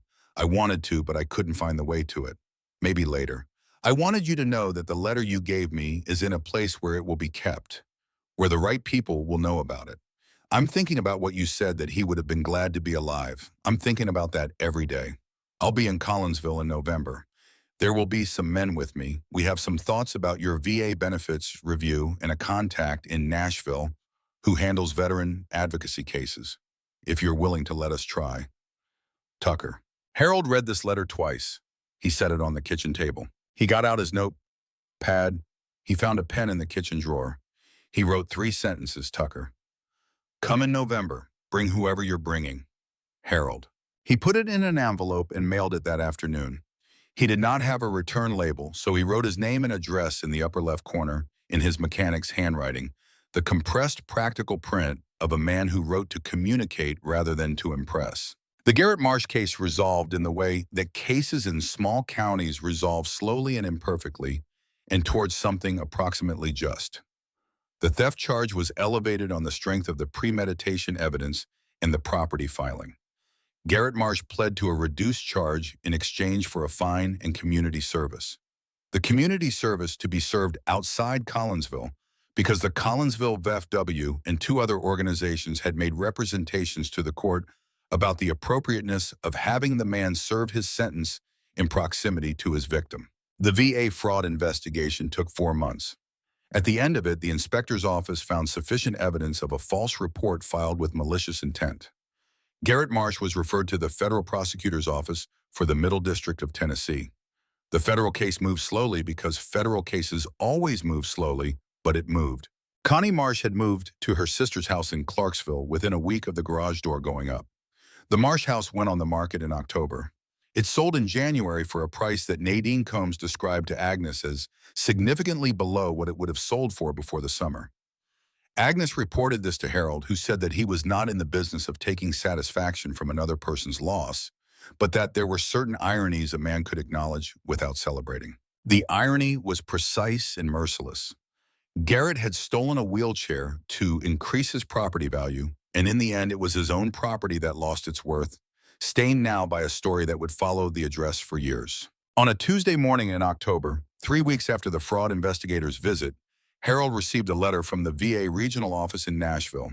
It informed him that the welfare evaluation triggered by a third-party report filed 6 months prior was being suspended pending a fraud investigation. It also informed him that an error had been identified in his most recent benefits review and that a corrected review was being scheduled. Harold read the letter at his kitchen table. He set it down. He picked up the phone and called Agnes. "I got a letter from the VA," he said. "What does it say?" "It says they made an error in my benefits review, that a corrected review is scheduled." Agnes was quiet for a moment. "Harold," she said, "that's good news." "I know," he said.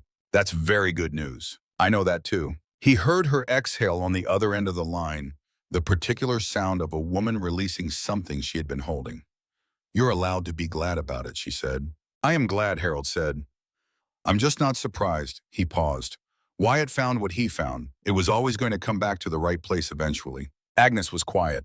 "I'm going to call Tucker," Harold said. "I think you should," Agnes said. He called Tucker. Tucker answered on the second ring, which was how Tucker always answered, as if he had been expecting the call and saw no reason to make the caller wait. "I got the VA letter," Harold said. Tucker was quiet for a moment. "And they're doing a corrected review, and the false report investigation is proceeding." There was a pause on Tucker's end that was not the absence of a response, but the presence of one that was being chosen carefully. I'm glad, Tucker said. That's what should have happened. I'm going to need an advocate when the corrected review comes through, Harold said. You mentioned someone in Nashville, Gerald Foss Tucker said. He's good. He'll read the file and tell you exactly what you're entitled to. All right, send me his information. I'll do that today. They said goodbye with the economy of men who have established the terms of a relationship and do not need to renegotiate them each time they speak. Harold set down the phone and looked at the VA letter on the kitchen table, at the official language in the regional office letterhead, and the specific dry bureaucratic phrasing that meant translated into plain terms that a wrong was being corrected. He thought about the woman on the phone who had told him the replacement process would take 6 to 8 weeks. He had laughed then, sitting on his kitchen floor with crackers and cold beans and the severed chain on his porch. He did not laugh now.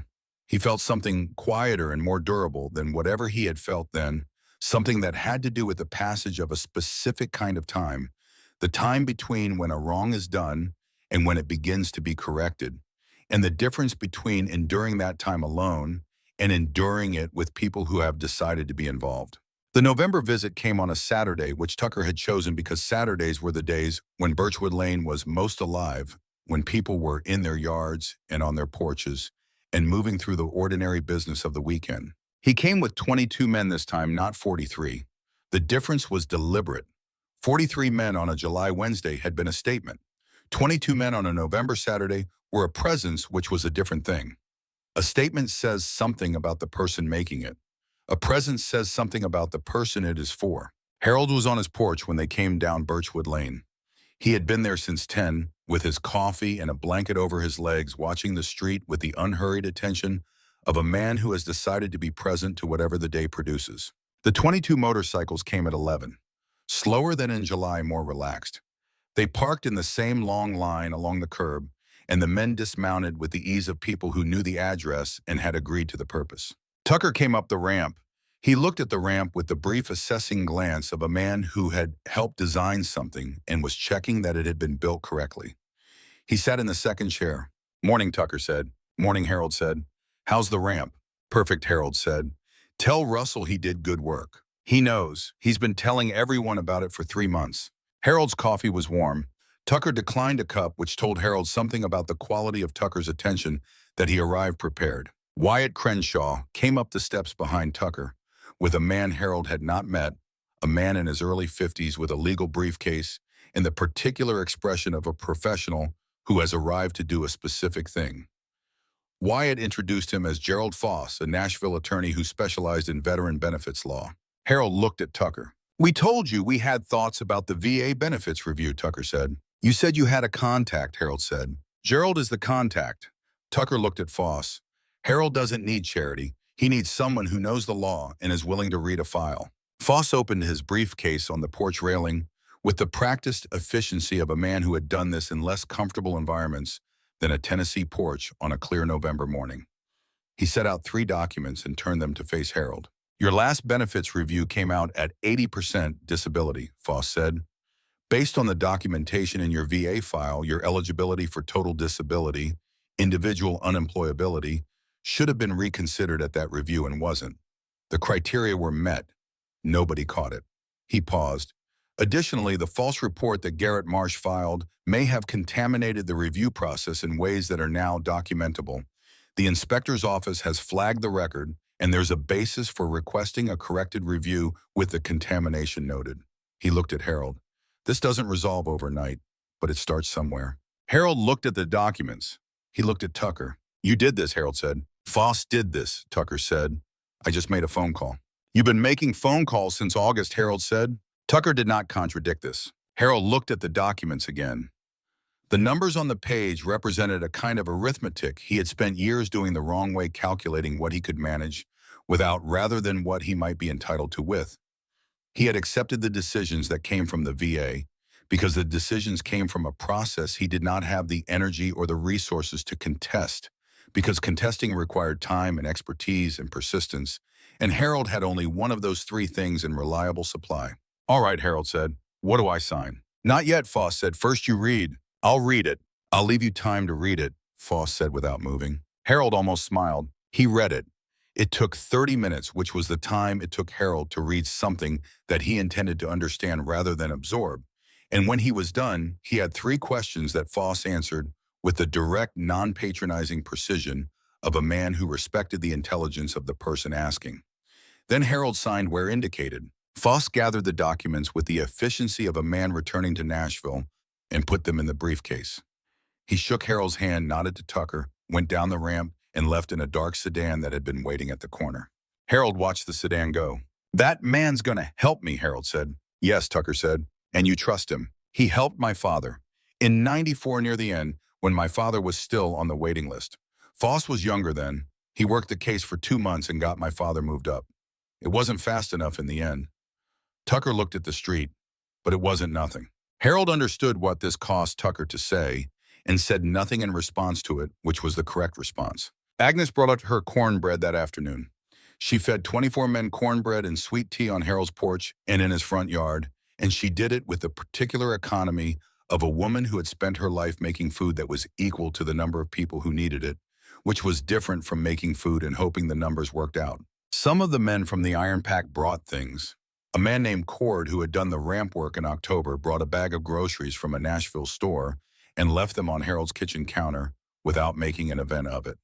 A younger member brought storm windows from a truck bed and spent 2 hours installing them on the north-facing windows of Harold's house, which Harold had been meaning to do since September. Jolene Price came back in the afternoon. She had told Harold she wanted to photograph the November visit for a follow-up piece. Harold had said that was his business and Tucker's business, and if Tucker said yes, then Harold said yes. Tucker had said yes. She took a photograph of Harold and Tucker sitting on the porch together, both of them looking at the street. Harold did not know she had taken it until she showed him the image on the back of her camera. He sat with it for a moment because what he saw in it was unexpected.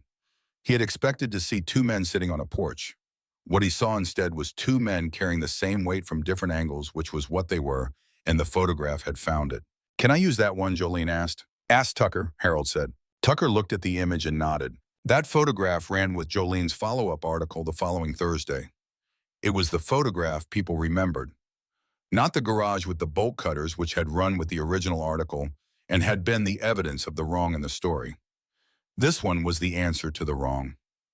2 men on a porch, the November light on their faces, the flag in the background, looking at a street that had had to learn something hard about itself and had slowly and perfectly begun to learn it.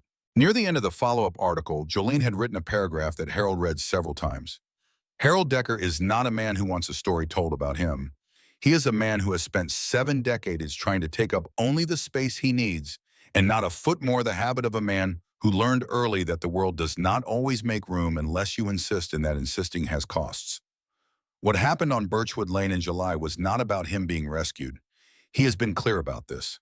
It was about a town being forced to see something it had been comfortable not seeing, that the people it trusted with its deference had not always earned it, and that the people it kept at a careful distance sometimes had more to offer than the careful distance allowed. Harold had not told her to write that. He had simply talked to her, and she had listened to what he said and to what he did not say, and had found the shape of the thing in the space between. By 5 o'clock, the men were preparing to leave. Engines starting up in the early dark of a November evening, the sound Harold had now come to associate not with the fear it had produced in the neighborhood in July, but with something else, with the departure of people who had arrived for a purpose and had served it and were heading home. Tucker was the last to leave. He stood at the top of Harold's ramp and looked at the street. The Marsh house was dark, still for sale, the realtor's lockbox on the door. "That house will sell eventually," Tucker said. "Someone will buy it and make it something different," Harold said. "That's what houses do. What it is now is a reminder." "It won't be a reminder for long," Harold said.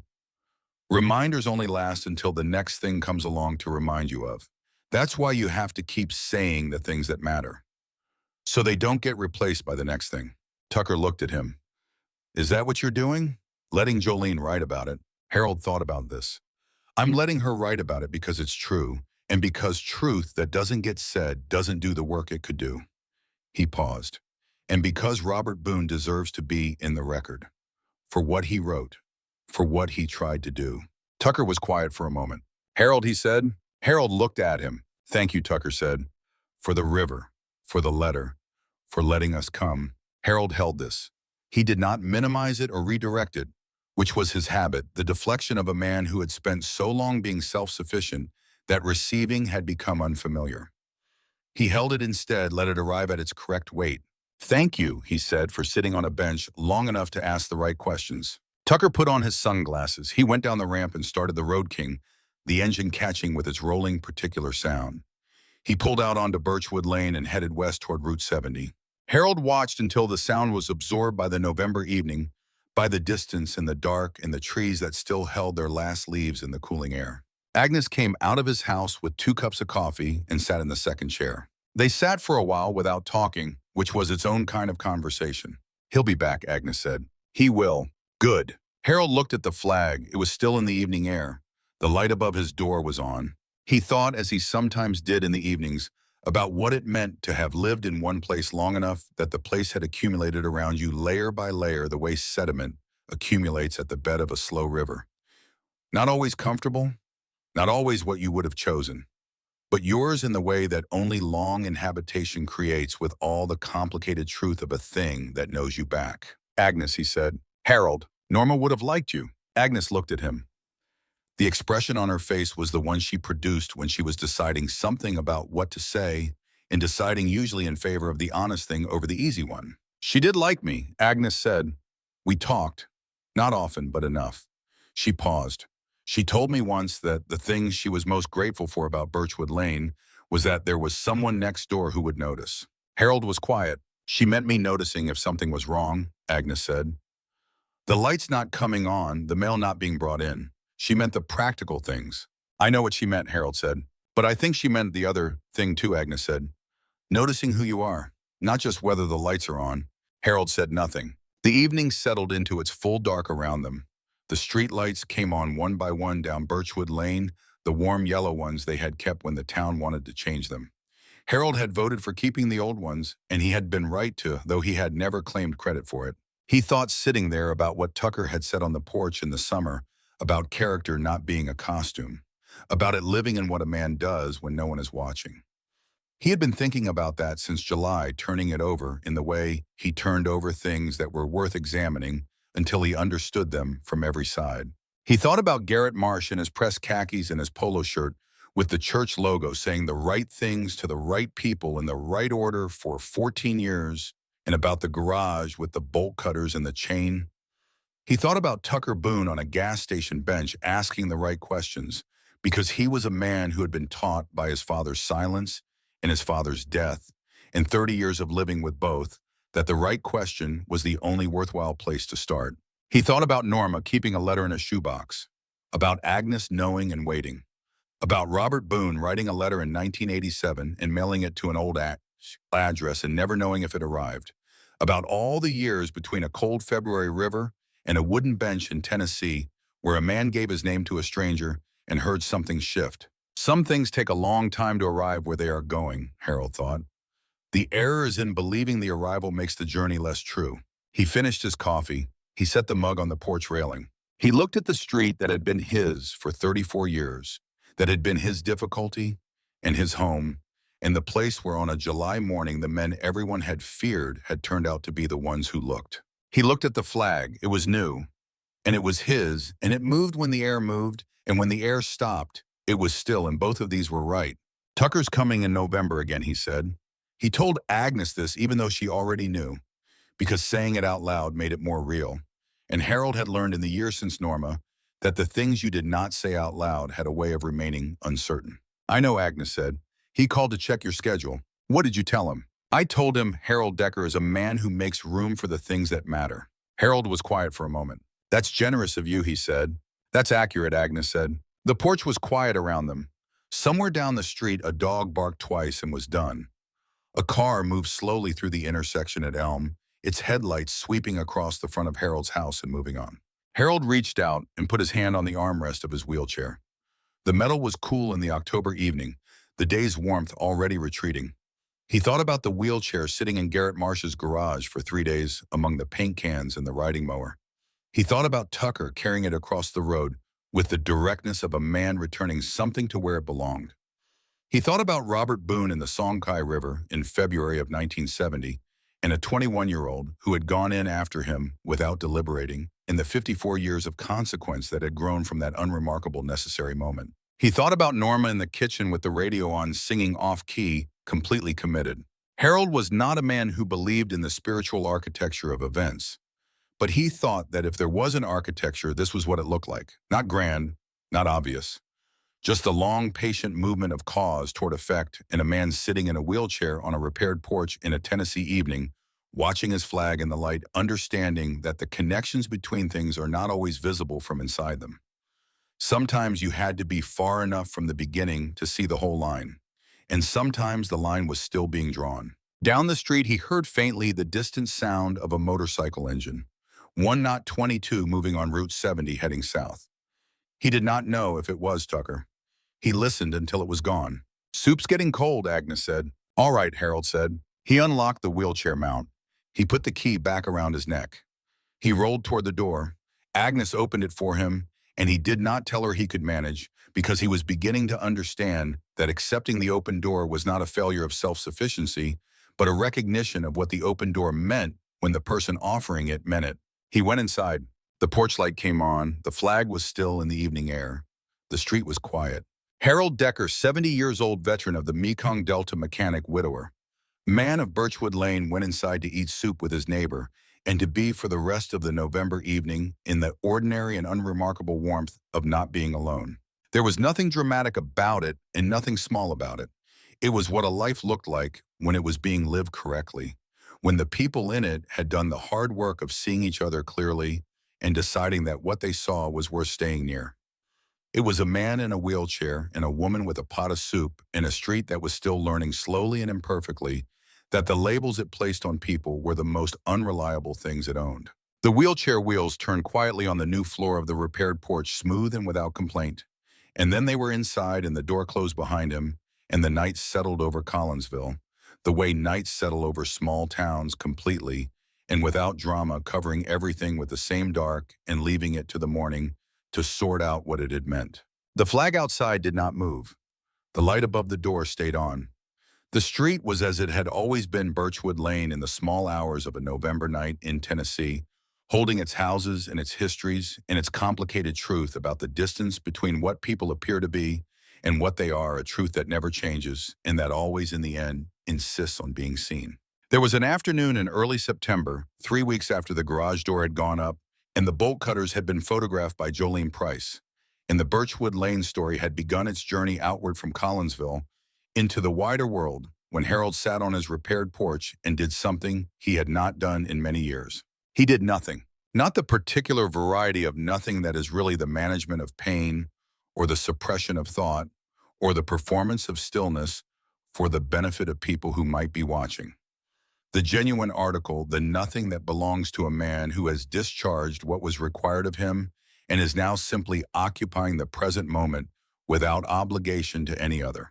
He watched a sparrow land on the new porch railing and study the yard with the alert, tilted attention of a small creature that lives in a world where everything is both opportunity and threat. The sparrow stayed for perhaps 30 seconds, turned its head twice, and left in the particular abrupt way of birds no warning, and then gone. Harold watched the space where it had been. He thought about how many sparrows had landed on that railing over 34 years, how many small moments had occupied the porch, while Harold was not paying attention to them, because he was paying attention to the larger things, the maintenance, the appointments, the management of what a life required. He thought about all the September afternoons that had passed through Birchwood Lane while he was looking in other directions. He was not sorry about them. A man who had spent a significant portion of his 20s in a war zone did not arrive at 70 with a catalog of regret about the ordinary days. The ordinary days were the point. The ordinary days were what the other thing had been protecting. Agnes came out of her house at 3 o'clock carrying 2 glasses of sweet tea and crossed the yard in the unhurried way of a woman who knows she is welcome. She handed Harold one of the glasses and sat in the second chair, the one that had become hers in the gradual, unannounced way that things become ours when we occupy them enough. "Nice out," she said. "It is," Harold said. They sat for a while with the tea in the afternoon. "How's the knee?" Agnes said. "Same as always." "Which means what?" "Which means it does what I need it to do." Harold said. And some mornings it takes its time deciding whether it will. Agnes looked at him with the expression of a woman who has heard this answer before and has decided it is close enough to acceptable to let stand. The VA letter came this week, Harold said. The corrected review. I know, Agnes said. You told me. I did, he said. He was quiet for a moment. It still surprises me when institutions do the right thing. Agnes looked at him. Does it surprise you or does it just feel different than you expected? Harold thought about this.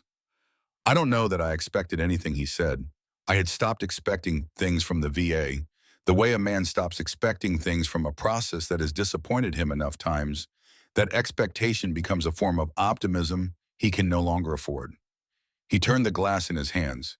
And then something happens that didn't have to happen, and you realize that expectation and hope are different things. I had stopped expecting. I had not stopped hoping. Agnes was quiet for a long moment. Norma used to say that she said, "Say what?" That expectation and hope were different things. She said expectation was about what you thought you deserved. Hope was about what you thought was possible. She paused. She said your trouble was that you had strong opinions about what you deserved and no opinions at all about what was possible. Harold looked at Agnes. When did Norma say this? Oh, many times, Agnes said. The last couple of years before she got sick, when you two would come over for dinner sometimes. She talked about you the way women talk about their husbands when they love them but have not lost their clarity about them. Harold did not say anything for a moment.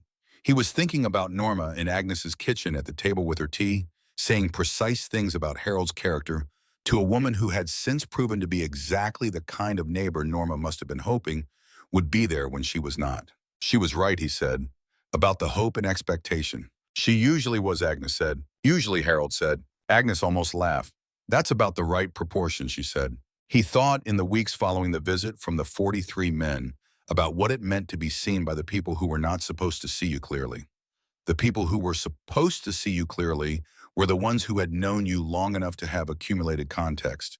The neighbor who waved from the driveway, the deacon who organized the food drive, the sheriff who came out with his notepad.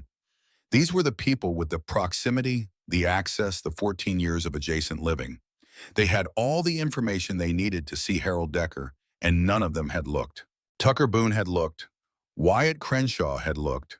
A 30-year-old named Russell Flynn had looked and then asked permission before touching anything that was not his.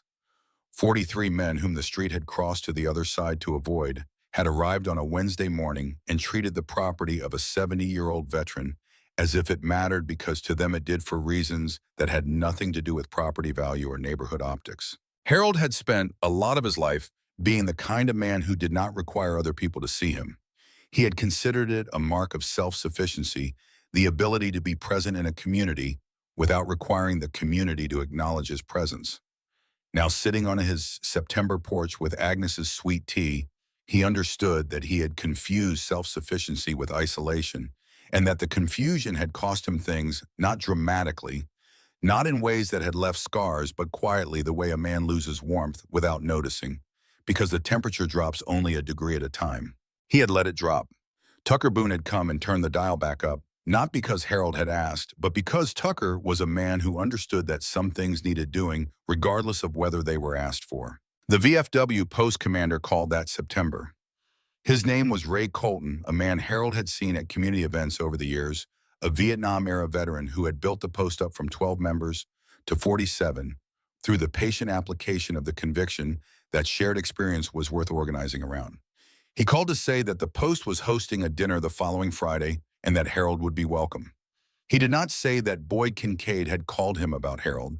He did not say that Jolene Price's article had prompted a conversation among the Post membership about men in the community who might benefit from knowing the Post existed.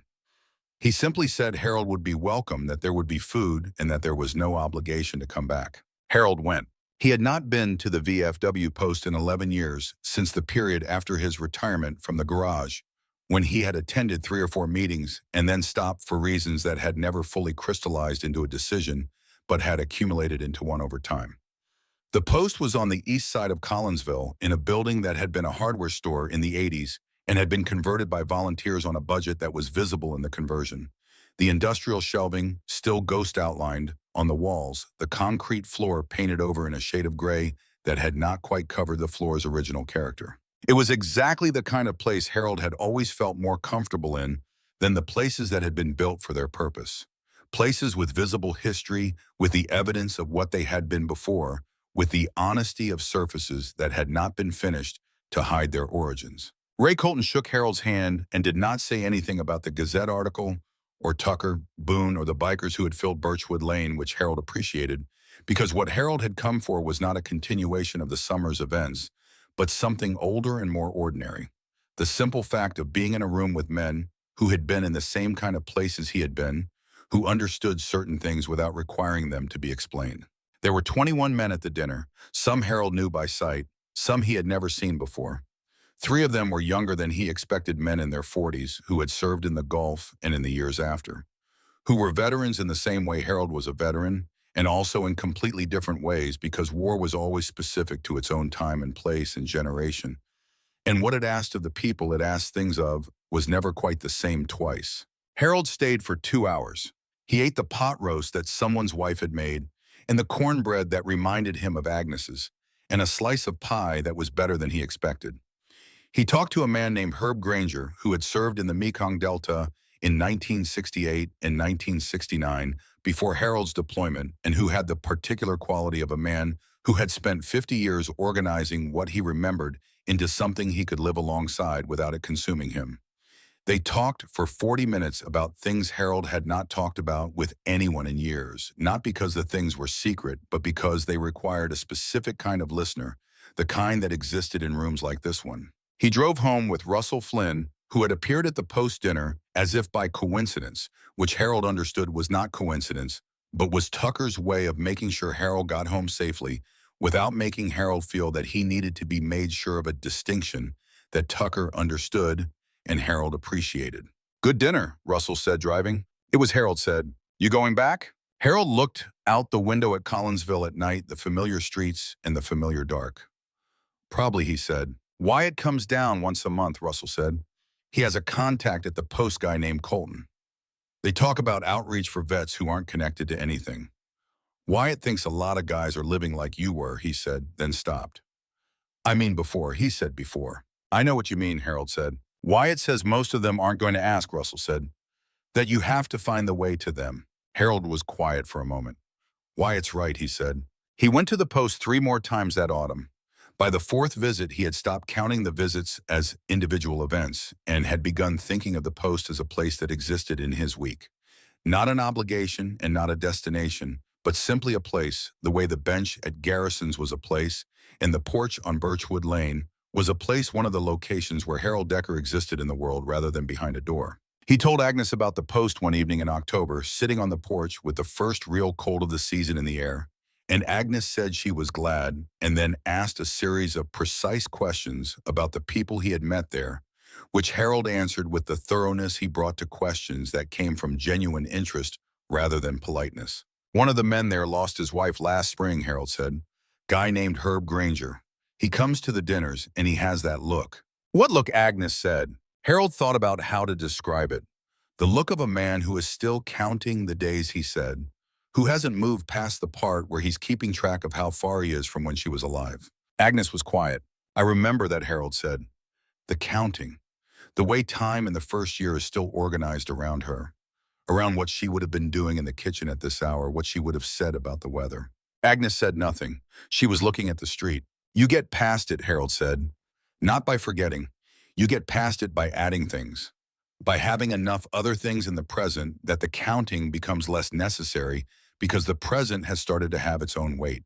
Agnes looked at him. "I'm aware that's easy to say," Harold said. "It's not easy to say," Agnes said. "It's just hard to believe when you're in the middle of it." Harold looked at his tea. "I know," he said. They sat in the October cold for a while. 2 people who had each done the counting and each found their way to the other side of it, not the same, not what they had been before, but functional, in the way that surviving something always leaves a person both diminished and enlarged, both less than what they were and more than they had known they could be.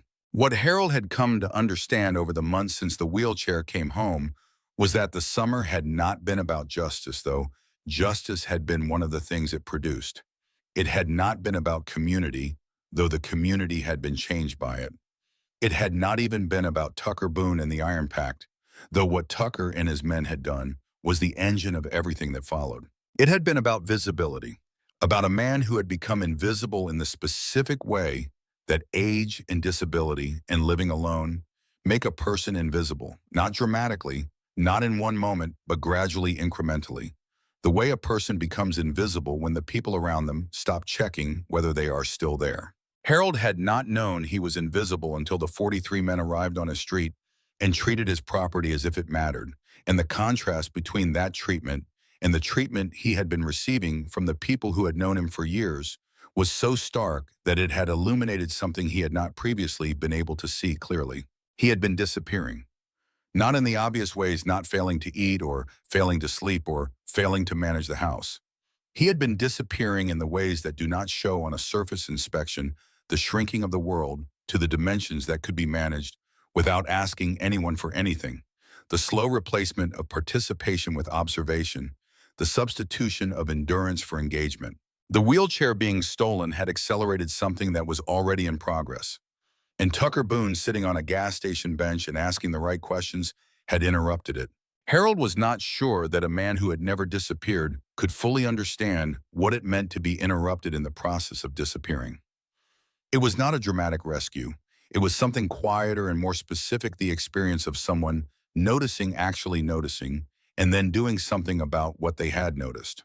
Not because they were required to, not because a system had told them to, but because they had looked at Harold Decker and decided that what they saw was a man who deserved to be here in his house on his street with his flag and his worn armrests and his left wheel that needed servicing, and that deserving to be here meant someone needed to say so through the medium of action rather than sentiment. Harold had spent 70 years being a man of action rather than sentiment himself. He recognized it when he saw it.